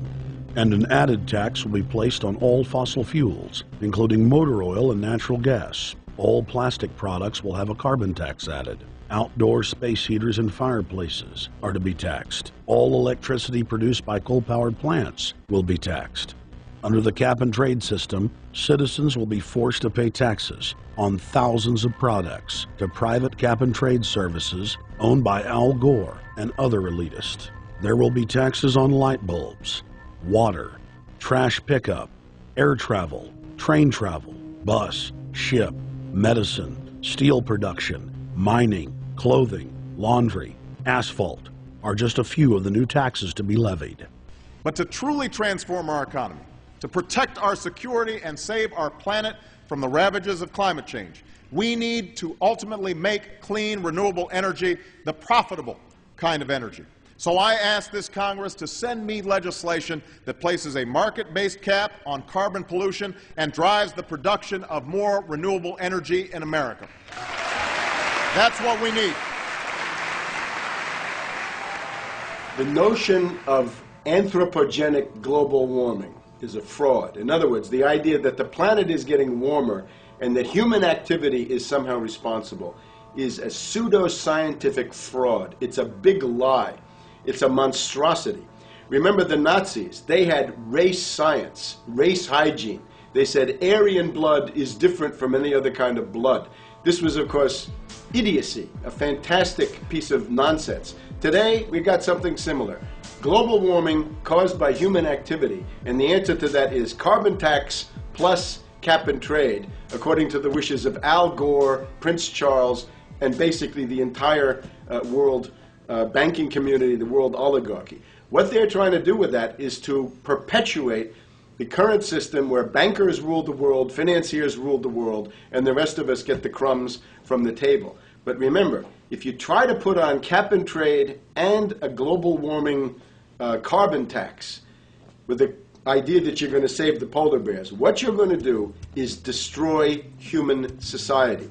You're going to cause genocide on a massive scale. The deaths will be measured in the hundreds of millions and indeed in the billions. Just the idea of global warming means that there'll be no development for Africa, no development for the poorer parts of Southeast Asia, and no world economic recovery of any kind ever in our entire lifetime. So it's important to expose and fight the pseudo-scientific fraud of global warming. One more point about this. You don't need a climatologist to know that this stuff is a fraud. I'm a historian. I can tell you, in the last 1,000 years, we had a period of very warm temperatures called the medieval warm period, where all kinds of grapes and semi-tropical stuff was growing very far into the northern hemisphere. That was about 1100, 1200. It happened to correspond with an all-time maximum of sunspots. Right now, we can say that we're going into another maximum period where there'll be some warming, but we're well within the limits of the medieval warm period. About 1600 to 1650, there was an ice age in northern Europe. The North Sea was filled with ice. The German and Dutch ports and the English ports were filled with ice. That corresponds to an all-time minimum of sunspot activity, the Spörer minimum and the Maunder minimum. So this has largely got to do with solar activity. We can see that other planets, not just the Earth, are warming slightly as a result of increased solar activity. But we're well within the minimum. So what the oligarchs claim to be an open and shut scientific case is a piece of pseudo-scientific nonsense, and it should be rejected. Number 2, the social engineers are fully aware that the Obama craze will wear off quickly. So they are racing to put in place the most oppressive police state control grid in human history. 20,000 battle-hardened regular Army troops are now being deployed to patrol the streets of the United States. FEMA is now building giant camps in every region of the country, and the Congress has introduced bills like the National Emergency Centers Act, H.R. 645, which merges local governments and the police under federal control. And as we all know that have watched these things, they're ready for the riots. With these detention centers that are being opened up around the country, with state police training for riot control in the event of economic calamity and food riots, they know what's going on and they're prepared for it.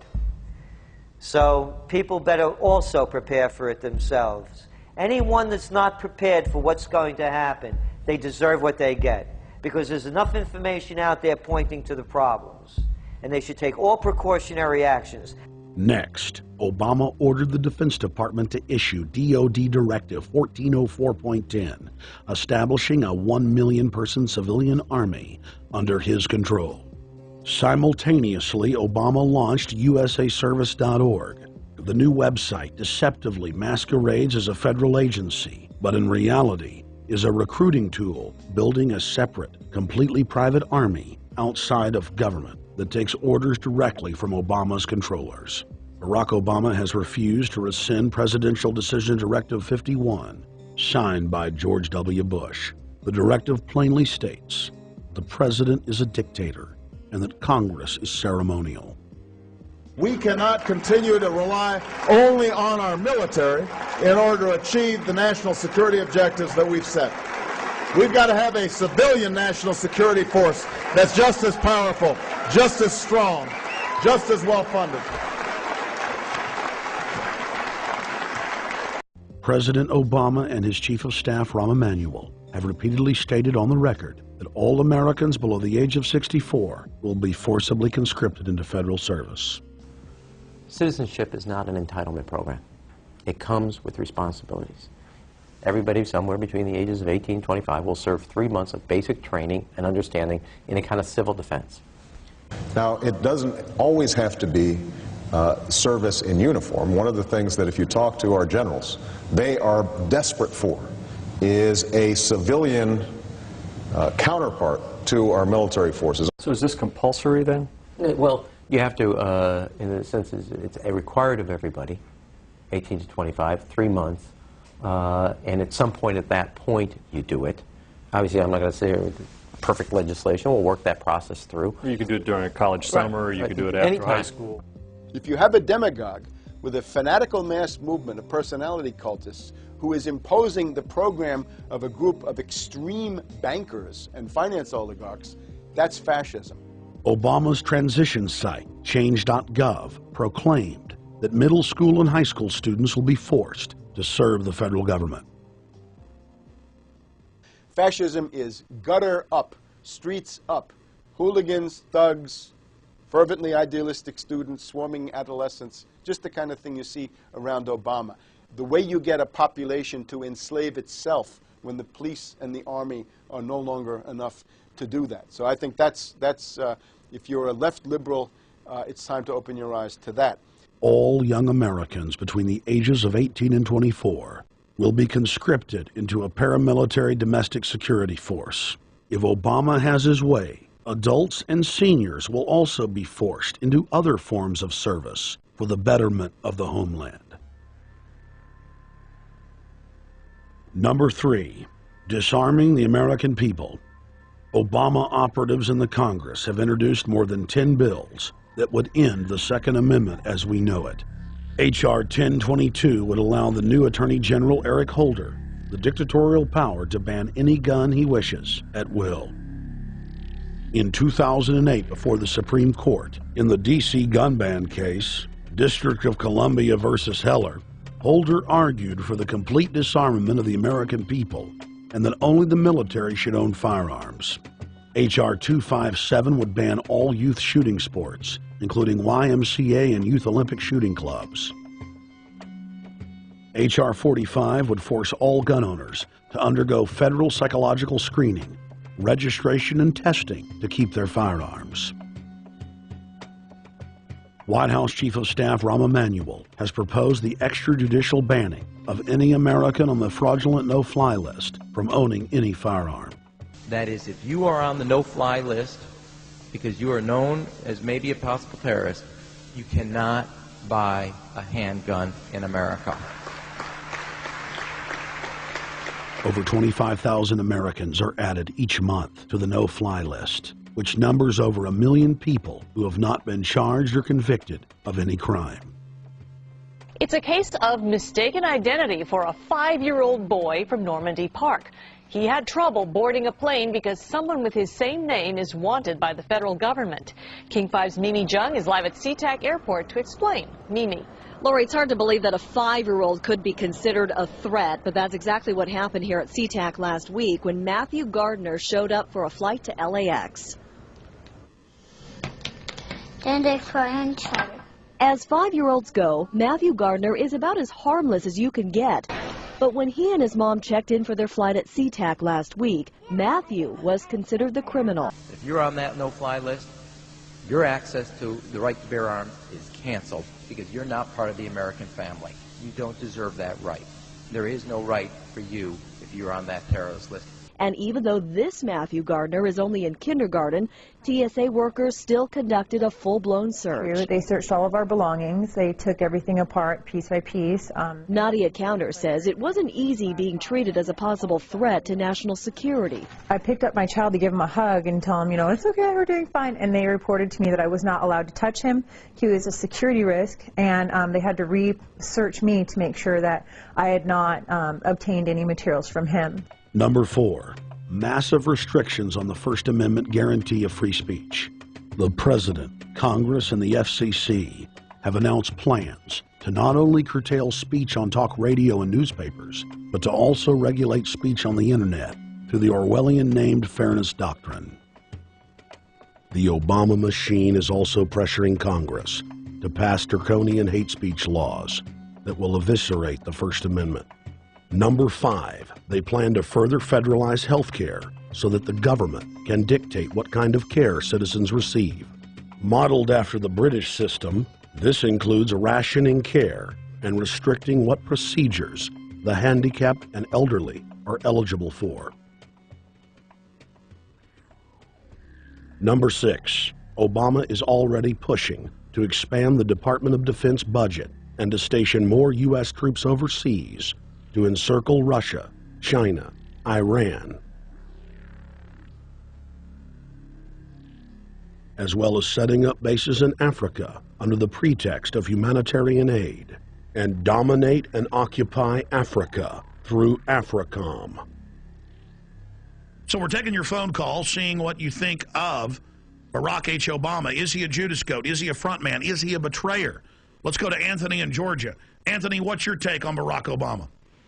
They put the face of Barack Obama as part of their public relations because it's like the old folk tales about vampires.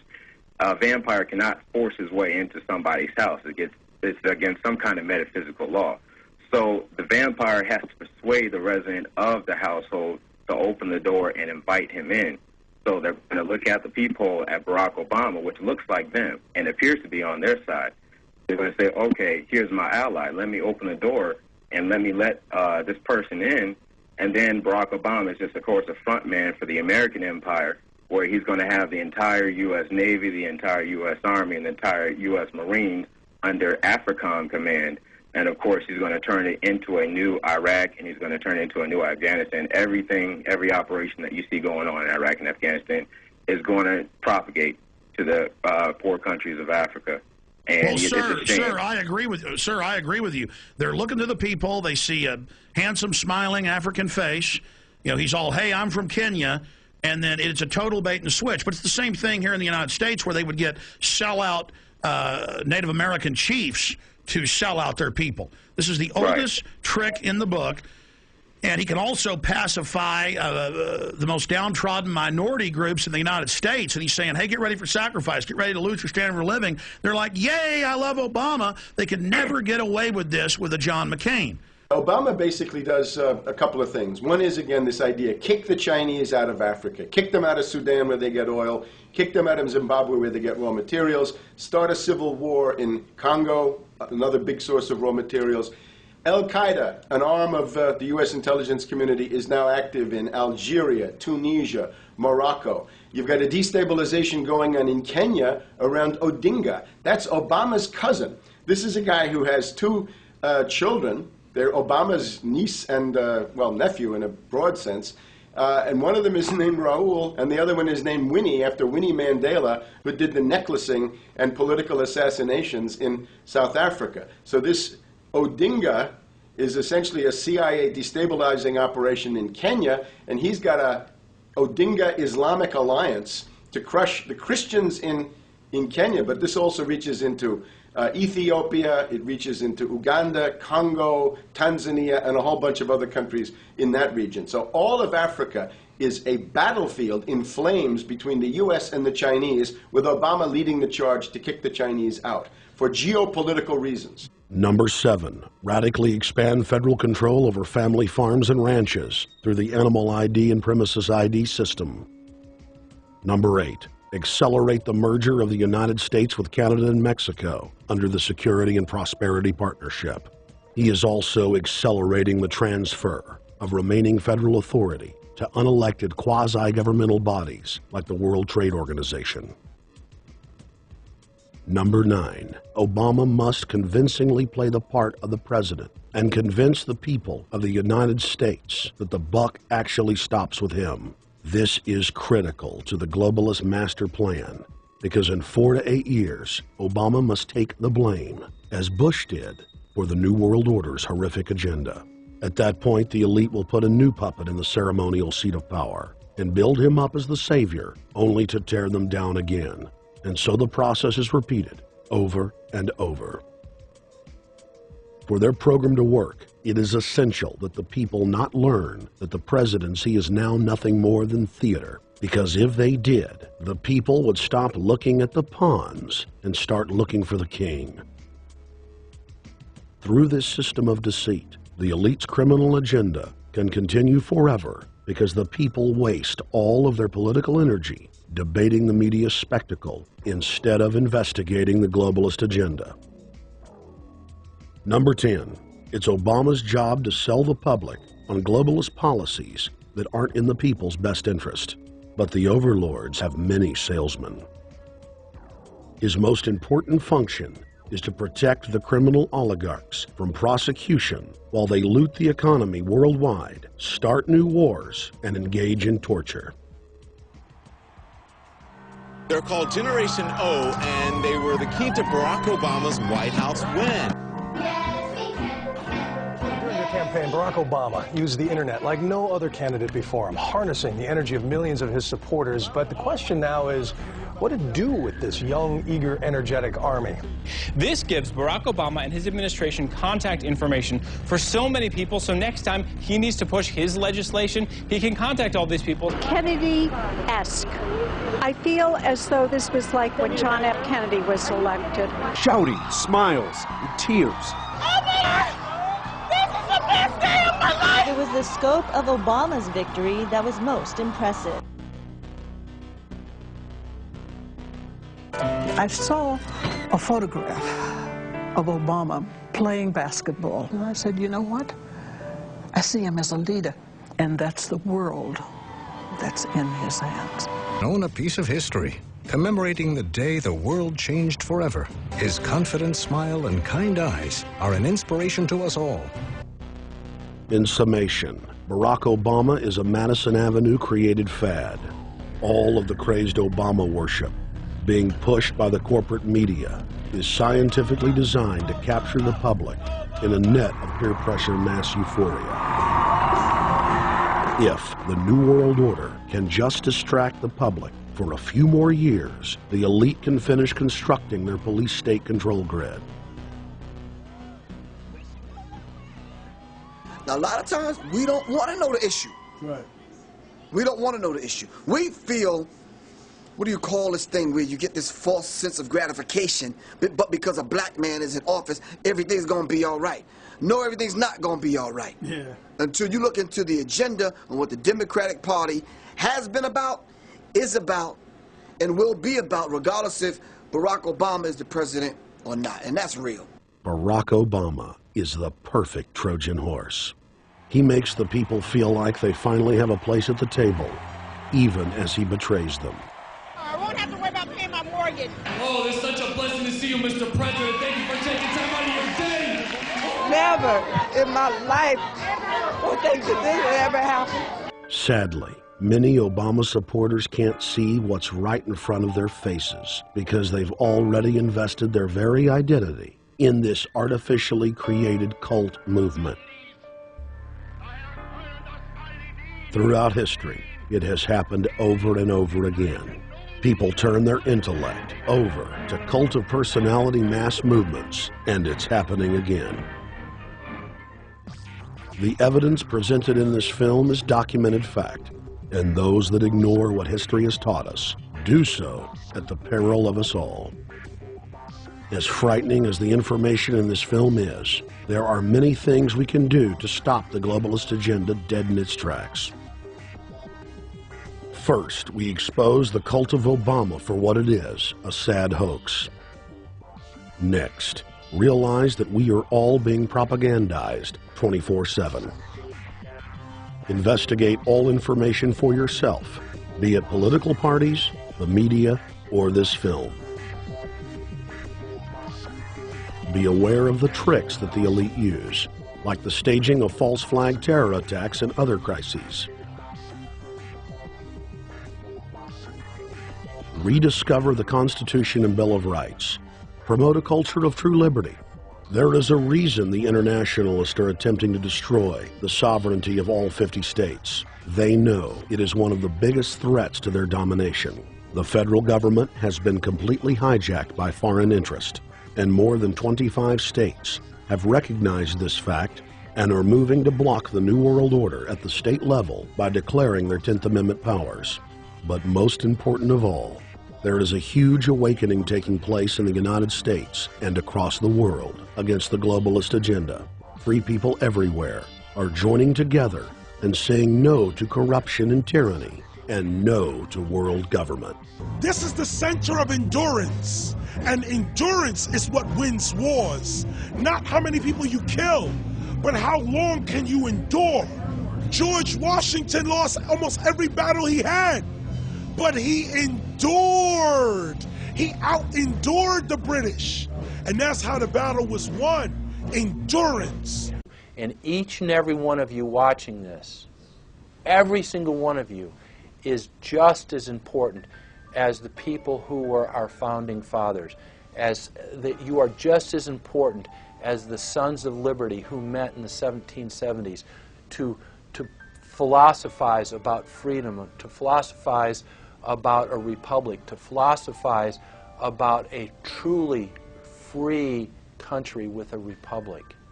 There's 1 billion people on the planet. It only takes one to change it. Are you the one? There may be everybody in your classroom bugging out. Your whole school may be on fire with kids wild and bringing guns. But are you the one? Nature has a way of abundance. Nature puts out a lot of stuff looking for the one. So if you're going to go along with the trend of let's just kill each other, let's disrespect each other, then you're part of nature's plan as well, to be part of just the excess. But if you think more of yourself than just being the excess, you'll do more for yourself. Are you the one? Everybody's not going to make it. But you have an opportunity to save yourself. Well, we don't have to look back thousands or even hundreds of years to see how dangerous this present-day situation is. We can look back to Bolshevik Russia. We can see the takeover by the Bolsheviks talking about the people's revolution, talking about the positive change. And Lenin came in, and then Stalin.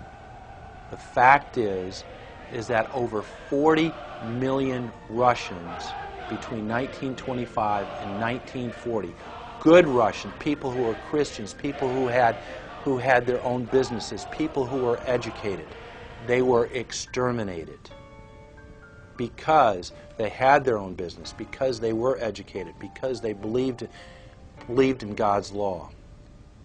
We can look over at Germany. Germany was in a very, very terrible economic situation, and this very charismatic leader called Adolf Hitler comes in. He makes the roads good, and he promises a better life for the people. And within 10 years, you see a completely nationalized, centralized, dictatorial situation where millions and millions of people were exterminated. And then we can go to Maoist China. Mao came in, he promised change, he promised a better life, and within 5 years, 60 million Chinese were exterminated. They don't teach that. They don't teach that in the schools these days, and it wasn't that long ago. And I pray to God that this will not happen in the United States. And the way it won't happen is if you and your friends and all of us together take action to say no. This country is too precious. It's too wonderful. It's too good of a place to lay down as a victim. Greatness could arise once we break the shackles of the government that's holding us back. One thing America has more than any other country is an entrepreneurial spirit. One thing we have more than any other country is the ability to be innovators. You know, if I was born in Italy, I wouldn't be the trend forecaster I am today because I would have been locked into a culture of thinking one way. We have that freedom of expression and freedom of thought that could free us to create greatness again if Big Brother doesn't come down on us harder. Humankind is at a historic crossroads. The forces of globalism are marching towards absolute despotism. Look in the mirror, count the cost, and decide, are you going to let history repeat itself? Or will you stand tall with freedom lovers everywhere and stop the completion of a world dictatorship?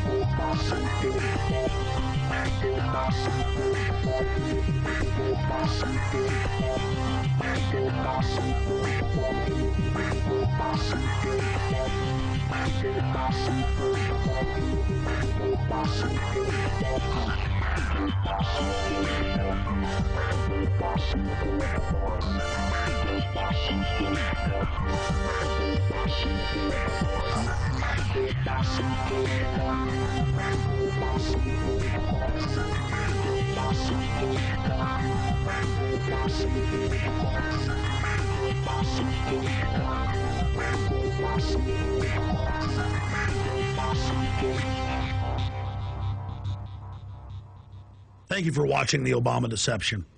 I want to challenge all of you out there who are shocked by this film to take time out to research the claims of this documentary so that you will discover that we've told you the truth and that, frankly, it's far worse than we could even present here in the limited time we had. And once you find out the claims in this film are true, I want to ask you to do the only thing you can do. Spread the word. Warn your friends and family, your neighbors, about this deception, about this betrayal.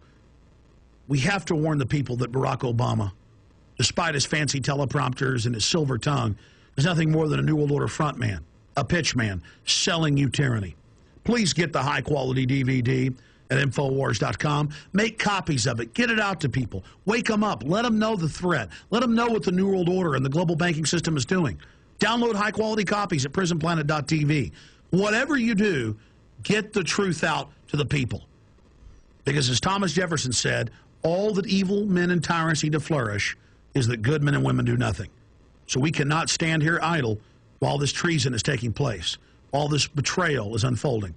Thank you so much for watching The Obama Deception.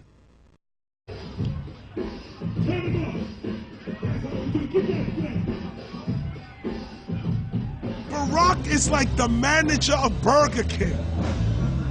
All presidents are, including Bush.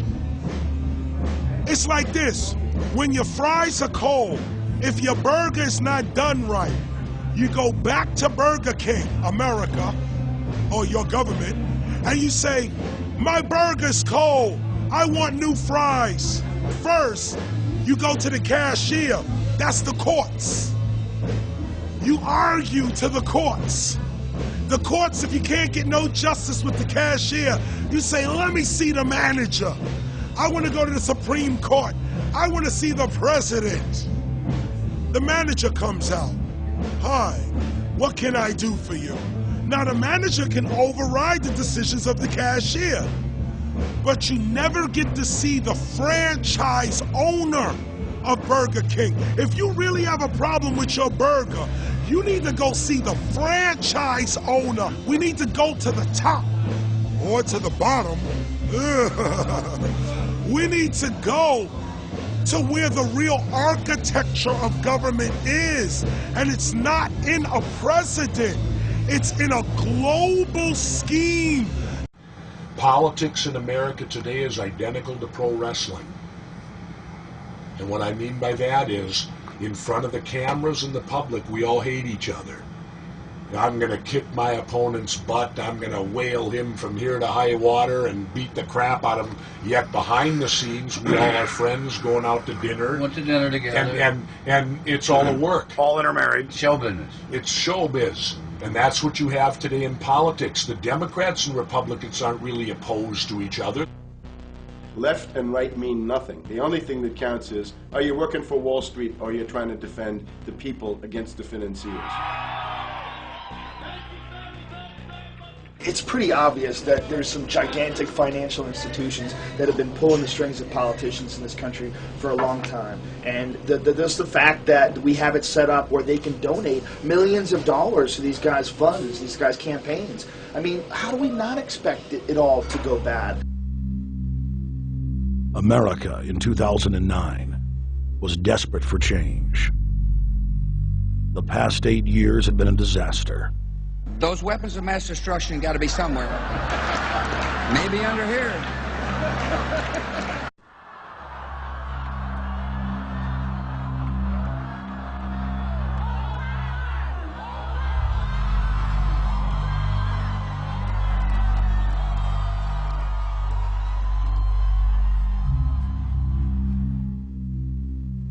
Contrary to the rumors that you've heard, I was not born in a manger. I was actually born on Krypton and sent here to save the planet Earth. We cannot continue to rely only on our military in order to achieve the national security objectives that we've set. Everybody somewhere between the ages of 18 and 25 will serve 3 months of basic training. We've got to have a civilian national security force that's just as powerful, just as strong. Yes, we can. Obama's healthcare plan will include coverage of all essential medical services. Yes, we can. Obama is a cruel hoax. He works for Wall Street. He's an agent of finance capital. Where did you come up with the number $700 billion? Here's the Treasury spokeswoman's quote. It's not based on any particular data point. We just really wanted to come up with a really big number. To Democrats and Republicans who've opposed this plan, I say, step up to the plate. A few members were even told that there would be martial law in America if we voted no. Secretary Henry Paulson is no George Washington. I don't think anyone questions, Mr. Kashkari, that you're working hard. Our question is who you're working for. Obama pledged that he would resume the Security and Prosperity Partnership talks between Mexico and Canada that President Bush initiated. The old boss is starting to look a lot like the new boss. Robert Gates is going to remain on the job as Defense Secretary for at least a year. Plenty of sources knew about this meeting, told us and others that it was at Hillary Clinton's house, but clearly it wasn't. We've got to give them a stake in creating the kind of world order that I think all of us would like to see. We see you causing a depression so you can blow out the economy and consolidate it and bankrupt it. We know that you are enemies of free humanity, and we are here standing against your tyranny.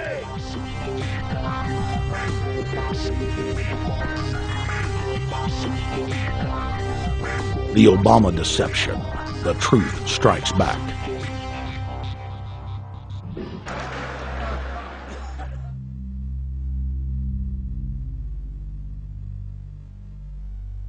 George W. Bush, who had claimed to be a conservative, had tripled the size of the federal government, shredded the Constitution, and destroyed the image of the United States worldwide. Nope, no weapons over there. Endless wars, over 1 million dead Iraqis, and more than 5,000 dead U.S. troops. The Patriot Act, warrantless domestic wiretapping and spying, the end of posse comitatus, the rise of the treasonous North American Union, a deepening recession sliding towards total economic collapse.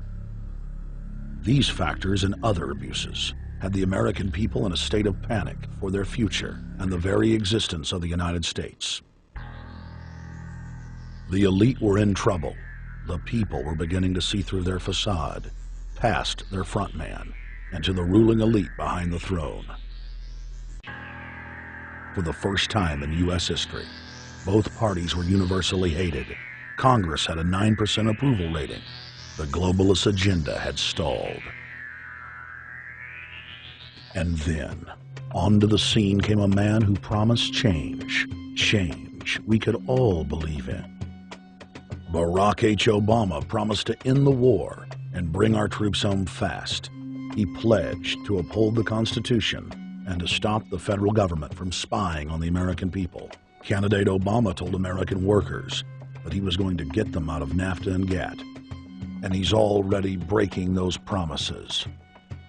In this film, we will prove that Obama says one thing and does another, and that he works for the very same elite interests that Bush served, the very interest engineering the financial collapse and formation of a dictatorial world government.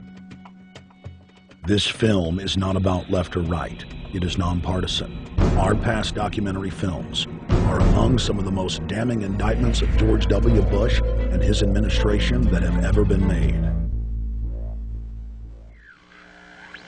If humanity has any hope of effecting real change for the better, it will not come from the Madison Avenue false reality makers who have cast Barack Obama as the savior of the world.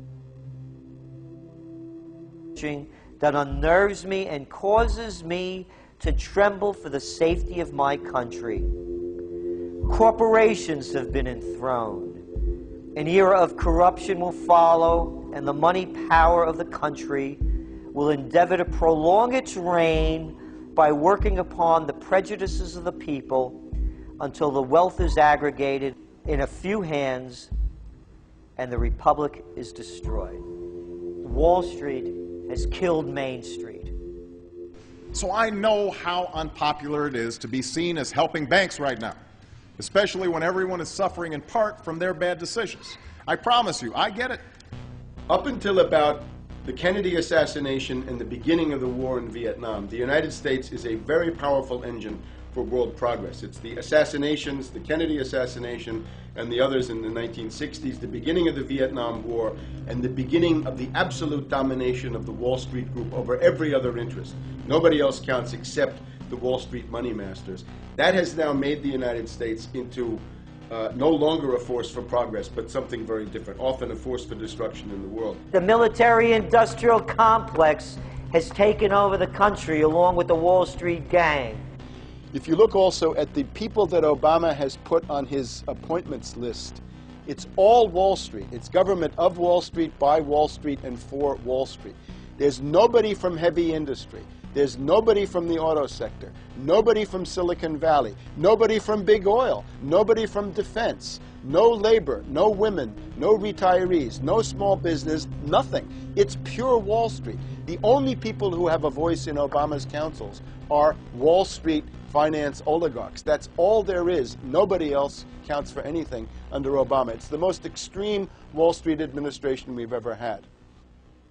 Before his death, President Woodrow Wilson apologized to the public, regretting that he had been deceived by a group of international bankers, and the country's financial system had fallen into their iron grip via the Federal Reserve Act of 1913. Whether sought or unsought by the military-industrial complex, the potential for the disastrous rise of misplaced power exists and will persist. Dwight D. Eisenhower, he warned the people that the military-industrial complex was taking over the country. Only 3 years after leaving office, President Eisenhower's prophetic warning concerning the threat posed to our system of government by the military-industrial complex to alter our course from tyranny to liberty To defeat the corrupt elite, we must get past the puppets and confront the real power structure of the planet. Now we can see a new world coming into view. A world in which there is the very real prospect of a new world order. Webster Griffin Tarpley is an accomplished geopolitical analyst and historian. Among his scholarly works are the unauthorized biographies of George Herbert Walker Bush and Barack Hussein Obama. Since Bush the elder made his speech at the United Nations back in September of 1990 talking about the New World Order, I think I've become confused about what's actually going on in the world. The New World Order is a more palatable name for the Anglo-American world empire. It's the planetary domination of London, New York, Washington over the rest of the world.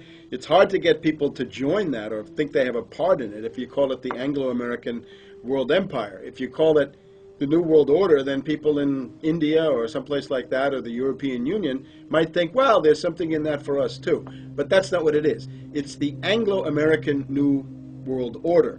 It's really the old world order. It's the British Empire morphing into the American Empire. The U.S.-British world empire is what you're going to get. Combines of powerful men have always battled with each other over the levers of power. Gerald Celente is recognized as one of the world's foremost trends forecasters and is the founder of the Trends Research Institute.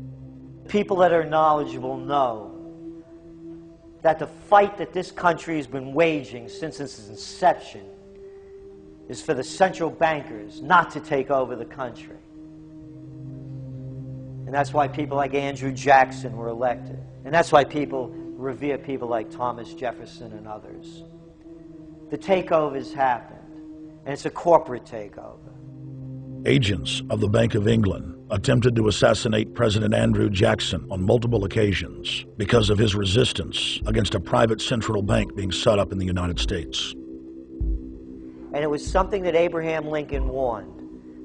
And this is, by the way, why I believe he was assassinated. This is the Lincoln quote. The money powers prey upon the nation in times of peace and conspire against it in times of adversity. It is more despotic than monarchy, more insolent than autocracy, more selfish than bureaucracy. I see in the near future a crisis approaching.